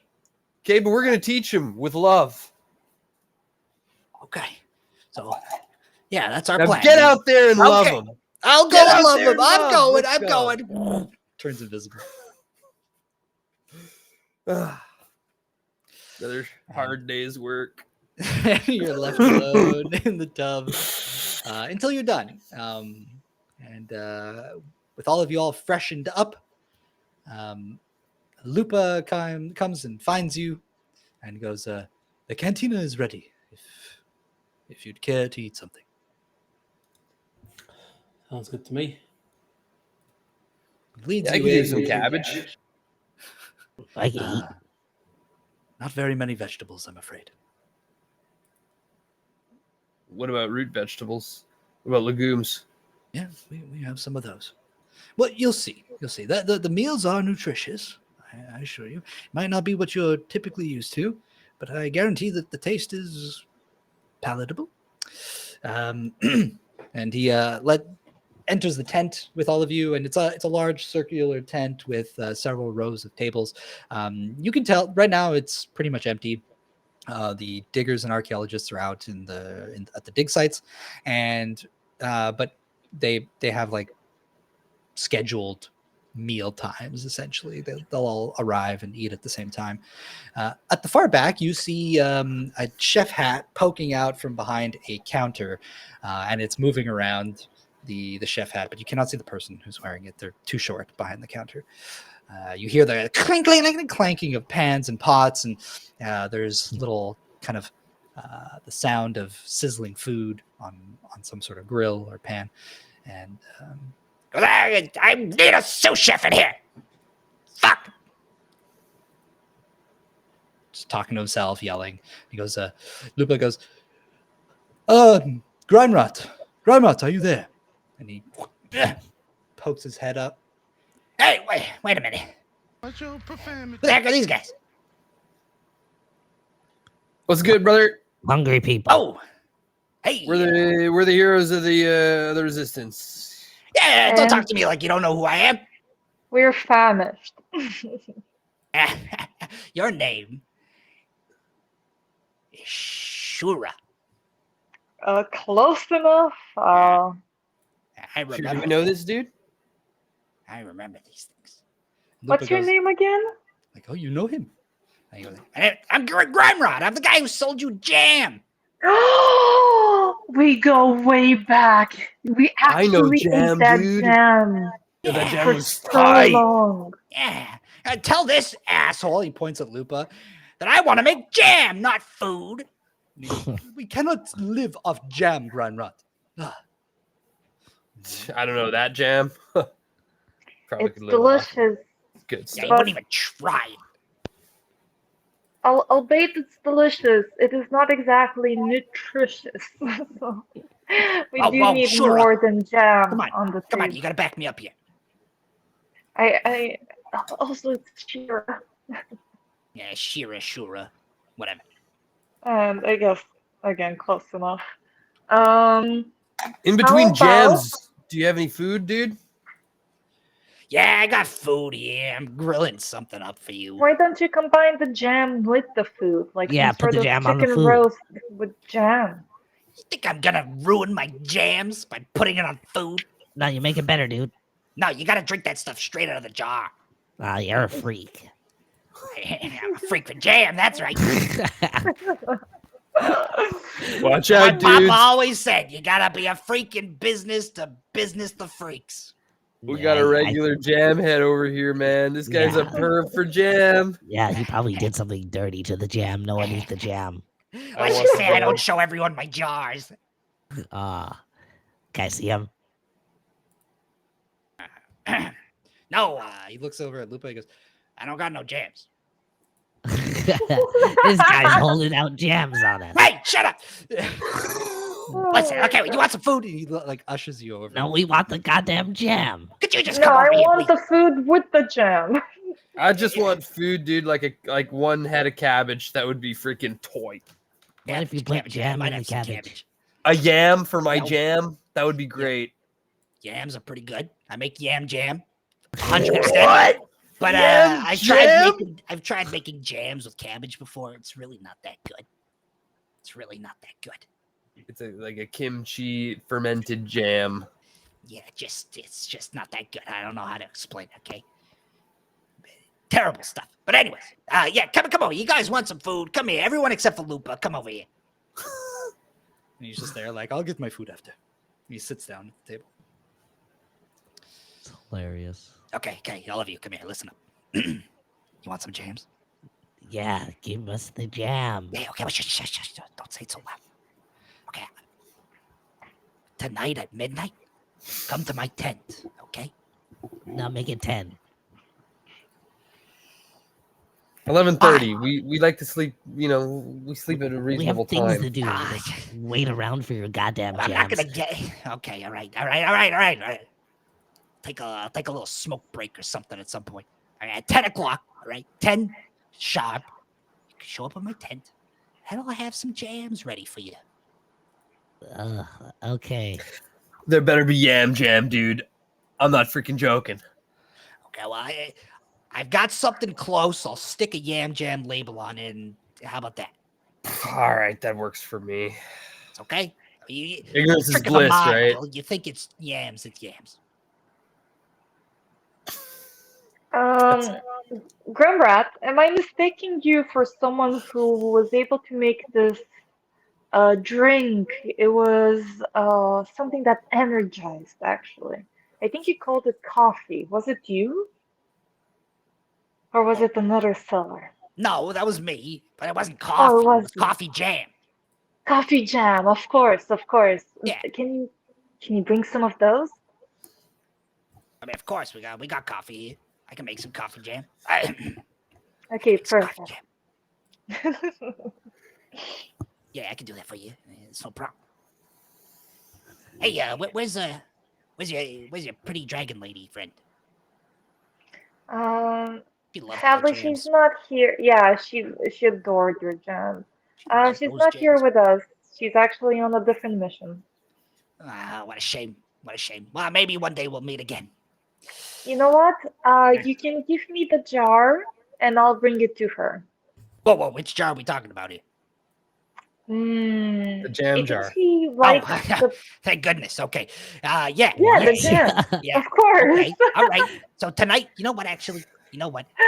I'll give you not all of my jam. Okay. All of Control it. yourselves. No, No, all not the all of jam. it. Not all of it. We're Some heroes, of it. goddammit. You, Give us all the you- jam. You guys are. You saved me in the middle of the desert once. I remember that. But I also gave you guys magic carpets. Okay, so Hey, still got mine, dude. Ah, Look at him. He's beautiful. He's on it right now. I lost all of mine. You traded them all for jam, didn't you? I don't trade for jam. I make the jam. Okay.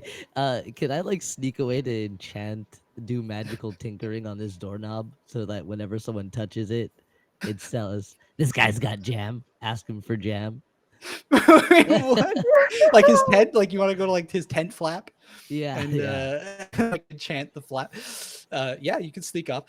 Are you trying to be sneaky or you just like leave the canteen? No, I'm trying to be sneaky now. This guy is obviously doing something, and he doesn't like when you ask about the jam. So, yeah. Okay, yeah, go ahead and make a little stealth check. So now, anytime anybody opens the tent flap, it's supposed to say, "This guy's got jam. Ask him about the jam." Yeah. Like a little message, like Yeah. instead of Magic chimes mouse. as you open the door. This guy's got jam. This guy's got Joe, jam. ask him about the jam. Stealth, eh? Why? A little stealth. Just to bait him out a little bit. 19. Yeah, okay, that's pretty good. being I think that weird. as he's like talking about stuff, he's also like putting together plates of food. So at one point, he's like putting plates up, and you take that like opportunity to sort of like slink past people. Your party members kind of see you walk away; they don't know where you're going. But Lupa is he's kind of distracted. He's thinking about something. He doesn't see you. He doesn't see you leave. This lasts indefinitely as well. I think What Alberich the will be fuck? talking to Lupa. Oh yeah, okay. So 4 plates are placed. There are some semblance of mashed potatoes, terribly mashed, and a little strip of this like dry meat. There's kind of like a bit of sauce that's been put on it, but it's kind of like a weird greenish color. And there's Minced also like an egg that's been slapped onto the top of the steak or the meat. One egg. One egg each on each of the Okay. steaks. Yeah. Love that.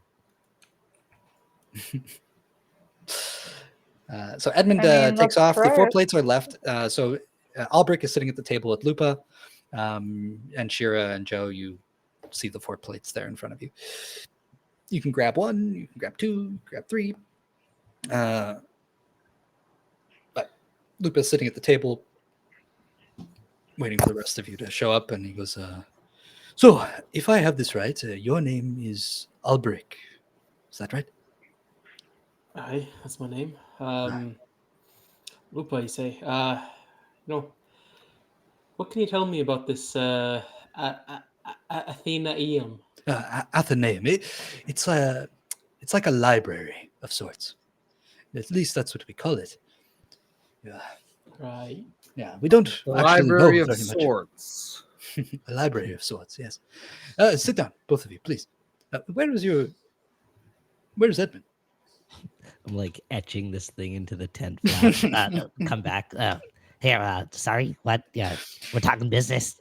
Yeah, Edmund, you go out to the tents, and there's a few tents. They all look pretty much the same. So go ahead and roll either a perception or an investigation roll to try and find which is his tent. You I can thought he also, was guess, just doing it to the. I thought he was just doing it to the cantina. Oh, tent. Yeah, that's what I was doing to the cantina tent. So okay. anytime someone walks into the cantina, it says this guy's got I see. jams. Ask him about his jams. Okay. At dinner time, this can get so annoying. Oh my gosh. Okay. Yeah, no, it's not. That's not what I was expecting.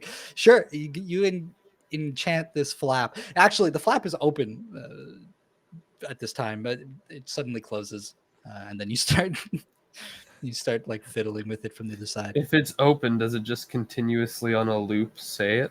I have to find out. it, whenever it's tapped by a creature. Oh, okay, yeah. So when they touch it, this guy's got jam. What was it? This guy's got jams. Ask him about Ask his him about jams. the ask jams. about this guy's got jams. Ask about the jams. This guy's got jams. Ask about the jams. Like as you're touching it, like fiddling with it, it's like activating. This guy's got jams. This guy's Ask got about jams. the this guy's got jams. Okay, well, Ask about the jams. I know. Run Yes, back. yes. what's that?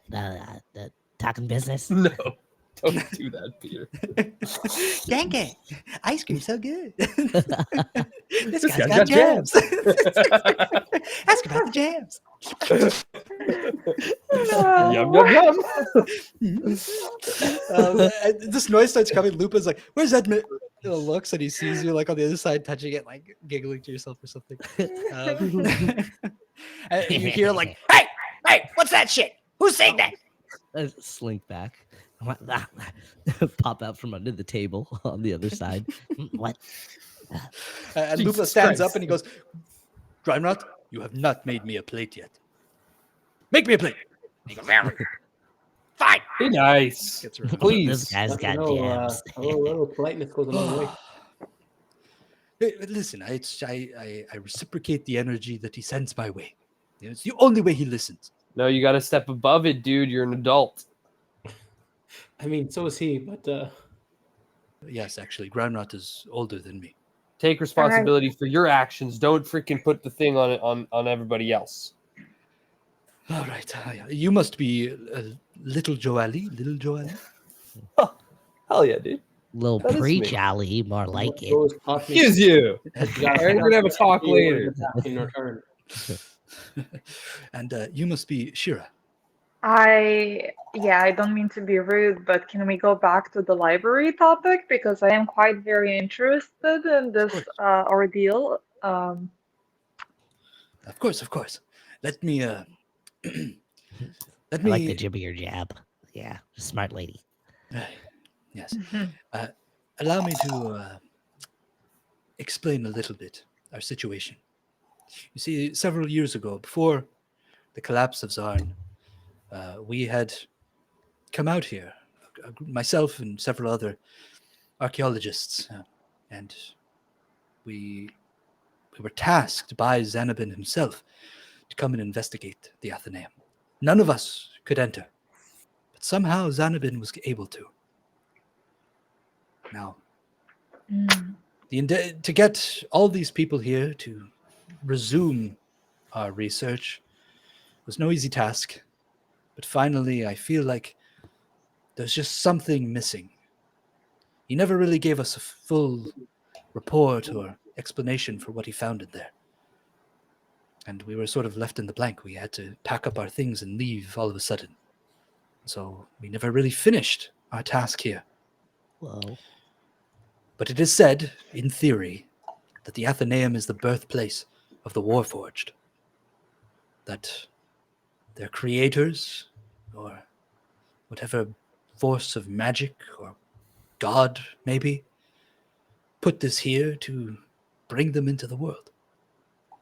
But as it stands, there's no way in. Not that we've found, anyways. Leave that to us. Well, Not that's so much what like I've the been hoping. door we can bash down, eh? There is a door, and we have tried bashing it. And to no avail. There is some powerful magic placed upon it that prevents us from entering. If one Zanabin could get in, maybe Well, another one can too. What do you mean?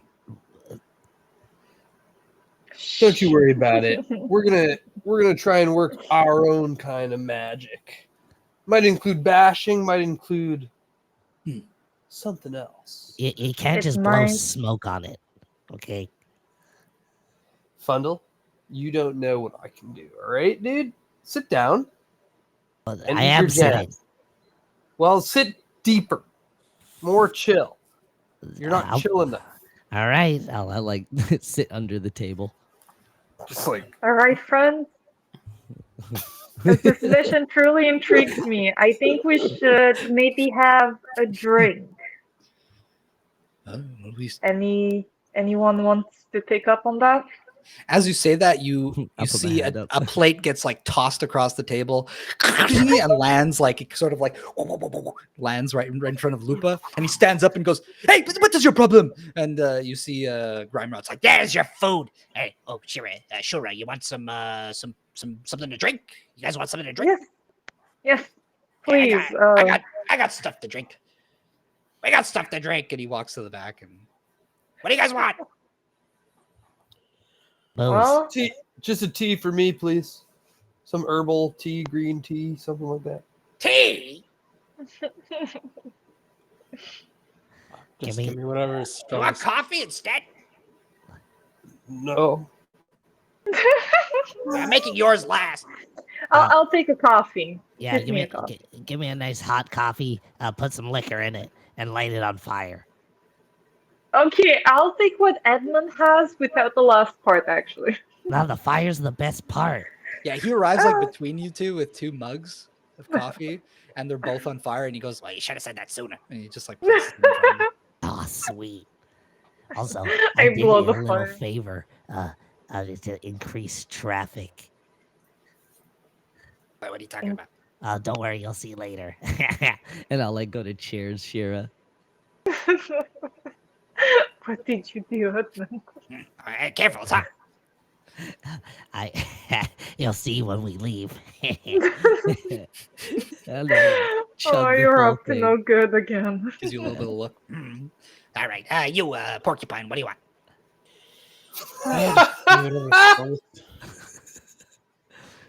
What was that? Your friend That's here. good, dude. Porcupine. He's a little prickly. Suppose I didn't really put my armor back on, but all right. Oh shit! You don't need to do I all that remember stuff. you. You get your big armor. Big Right, tough guy. that is what I look like when I have my armor on. Yeah. Just give me a strong drink, please. Get to the strongest we got. Which, mind you, by dwarven standards, And he's saying this as he's walking away. isn't the best, but it'll do the job. Don't forget my tea. Yeah, you're last, I said. Just And reminding. he comes up. He places a big hulking mug in front of you, Alberich. And when you smell it, it smells like something pretty strong, like some sort of like fire water or something. He'll sip it. Tickles a little bit. Yeah, you sip it. It's not the best stuff. It's like the stuff that they just sort of carry long distances. It's not like whatever's there. It's swell. It's But fine for him. it'll do the job. Yeah. And then he goes back and sets the kettle on. You hear him grumbling in the background. But Like, it might be good for you as well. drinks It might the calm the nerves a little. I would ask for something to drink, but he never brings it to me. Taking a glass from another table and just pour him a little bit. From mine. I could ask for it instead in your place. If you want. No, it's fine. It's fine. I'm happy to hear though, Sheera, that you are eager to, investigate the Athenaeum. I've been stumped on mean- it for so long. The possibilities, different languages, new information, unfound knowledge. I need to see it. Well, I suppose technically the knowledge was already found. It's just waiting to be found again. I don't know. The top of the tower must be a great place to sesh. Yeah, and if you find any books that you can't read, I can read pretty much anything. my goggles, any language is You have pretty. goggles that make you read different languages? Yeah, once they start swirling, the letters start swirling, if you know what I mean.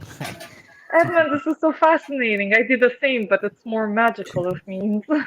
Yeah, mine's kind of magical too. The gears talk to me, but yeah.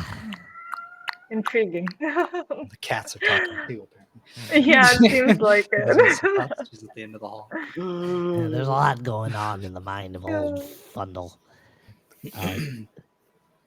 But Well, alright, if I ever stumble upon something that I cannot crack down, I'll ask for your help. you got it, Tuts. Um, Yeah, and you got any blueprints for this thing? Any schematics? What are we working with here? Unfortunately not. We believe that the inside is larger than it appears to be. Just some investigation of the arcane signature that permeates from it. But Edmund, I wanted to tell you that Iago is set to arrive either later this evening or tomorrow. What? Oh, what? Iago, he had mentioned that he would be coming here to speak with you in particular. Oh man, I don't have nothing. No, no info, nothing. We got to crack this before he gets here. We got to show him something. Well, if you want to take a crack at it, as you say, you are completely free to do so. Give me your notes, man.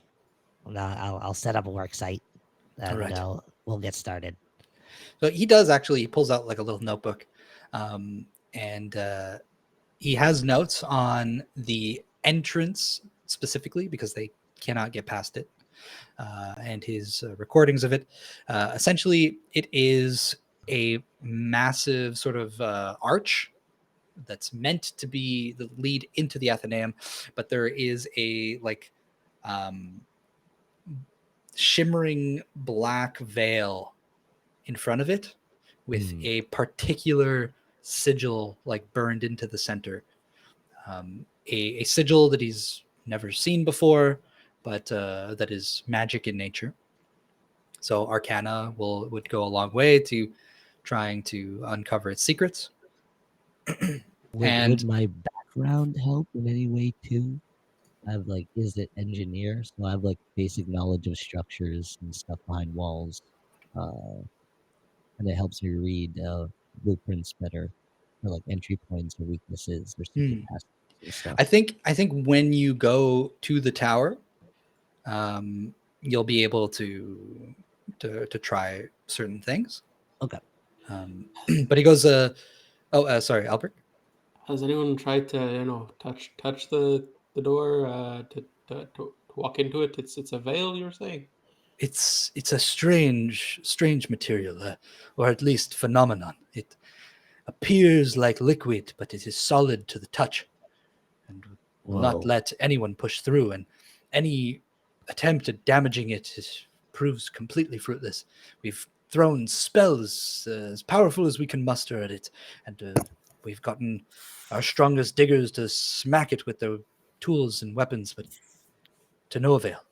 Yeah, man. Things like this, you always got to make a conduit. Conduit. Has anyone tried diving down into the water?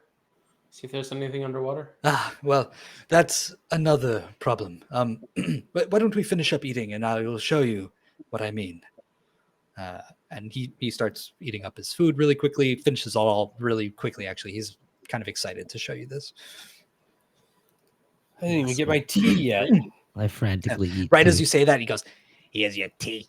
His arm just kind of like pokes out from between you and whoever else you're sitting and puts it down in front of you. Thank you so much, my dude. He's like, I I really didn't know appreciate what you. you want, so I just put all All the teas, and there's like 6 bags of teas in it. It's the strongest thing. It's like a little mug too. All right. I mean, Espresso listen. cup. Yeah. How does it taste? Thank you. It's just like bitter as fuck. Ooh. Great. Thanks, bud. A bit of I lemon, a flip bit it. of cinnamon, a bit just like I flip the tea. Now's not the time for tea. There are things to do. Jesus. All right, dude. All right, come, let us go. Calamity. And he goes Let's out the go indeed. entrance and he goes, "Hey, this guy's got jam. Ask him about it. Hey, this guy's got jam." I He's like, look "What is at this? What is this?" And Edmund. he's like slapping it. Hey. And he's like, I look at her. I look at Sheera. Alberich will have taken the plates and like brought No, them I back. did.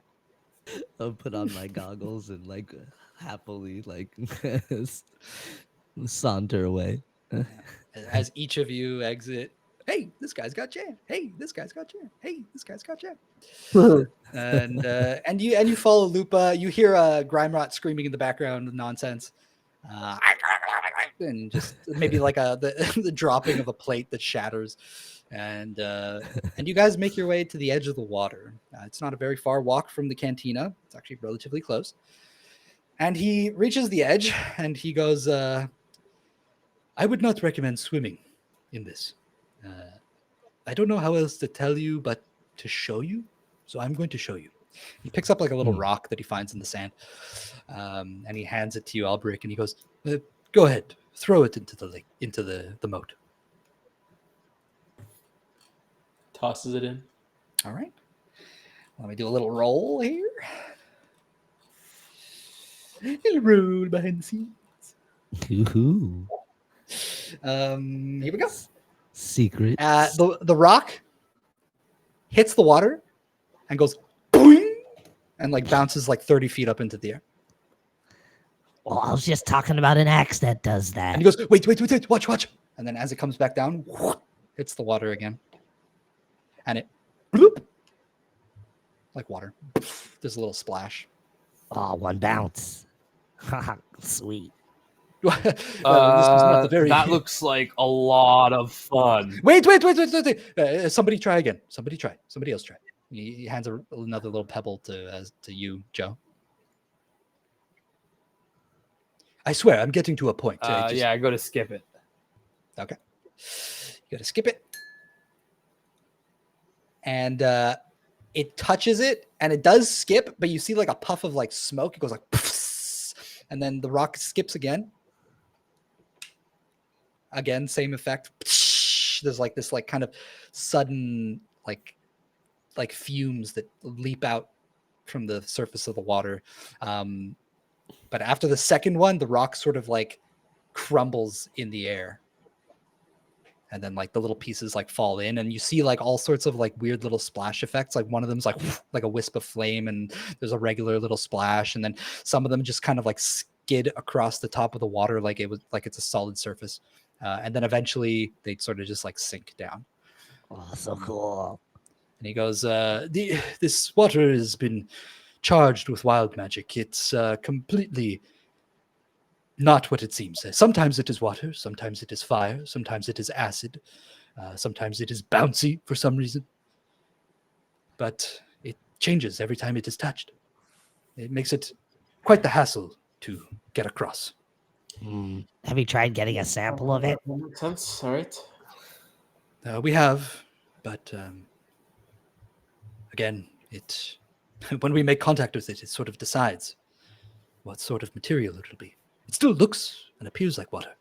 We've kept a couple in vials that we could hold, but some of them ended up melting the vials themselves. Some of them exploded. So, well, not to worry. We got our my trusty. I think Alberich, don't you also have a carpet? Right. Yeah, I do. We got our trusty carpets, dude. So we're good to get over there. Not a problem. But what if we made something that survived the first touch, and then it's just water? Then you just have a boat. that is true. Yes, that is how we got across the first time. What happened? Did it bounce? No, we had to go through several rafts until one raft was placed in water. It was quite the hassle. And a huge waste of materials. Too bad you didn't have a couple magic carpets. Am I right, Al? Those are hard to come by, I must say. Yes, they fetch quite a high price, actually. Right, so let's go across, I suppose.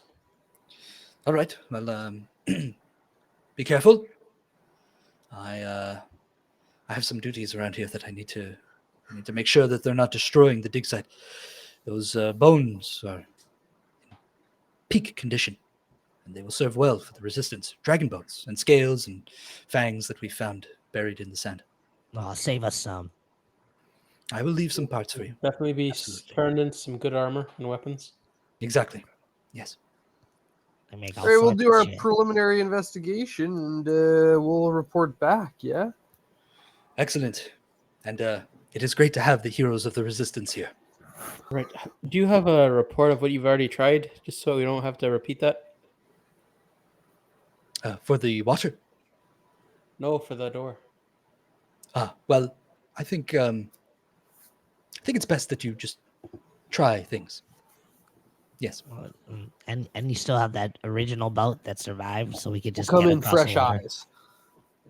No, if we place the boat back in the water, it may have a completely different effect. Fundle. We have 2 carpets, dude. I don't know how many times I gotta tell this dude. Who's the Like- one smoking weed here? Me or you, bud? No, but like, dude, like you're not even trying to solve it. Like you can't just say we have a carpet. What if we need like I don't know? There's like Solve one mysteries. problem at a time. First problem, the Yeah. biggest mystery, getting in the freaking tower, bro. Come on, Oh, dude. oh, sorry. All right, man. Just okay. I'll guess sit on the carpet. Thank you. I am too excited, so I just want to go. like a Let's go. kid. Let's go. You guys got no chill.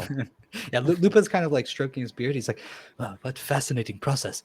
Well, I will leave you professionals to it. Best of luck." And he turns around and leaves. What aspect of us seems professional? Okay, bye. All right, Fundle. Now that he's Up to gone, you I'm gonna guys. jump in there. No, don't do it. and with that, leap up into the air and I'll grab and him. we freeze frame and the credits start rolling. Because that's where we're going to end it for today. Just before heading to the Athenaeum, there you guys arrived at the dig site. Thank you so much. Woo-hoo. Thanks so much for playing. Everyone in chat, these are half of the heroes. I hope you enjoyed their introduction. You'll get to see a little bit more about them next week. And then the week after that, we will introduce our remaining 4 members. Does anybody know, Sheems, Bernier, do you know what we're doing Thursday? What's the plan? I believe Uh, it's supposed to be chittering. Yeah, Chittering I Woods? could take it. I Okay, will so- be unavailable this Thursday, but to know. I wish y'all a wonderful time, a wonderful stroll in the woods. Oh boy, oh boy. Well, for everyone watching, you can catch us Thursday for a session of the Chittering Woods. And thank you all so much for watching. Let me do this little sign off. We are the Hexagon TTRPG, and you can find us on all the social medias. Twitter, Twitch, obviously, Facebook, Instagram, TikTok, Threads. I don't know if anybody still uses that. It's been like 2 weeks, but anyways. And we're the Hexagon, and we're Don't Hexagon. forget your mom's house. Hexagon. Bye bye. Hexa, bye bye. Bye bye. No EXP today. Bye. Yes.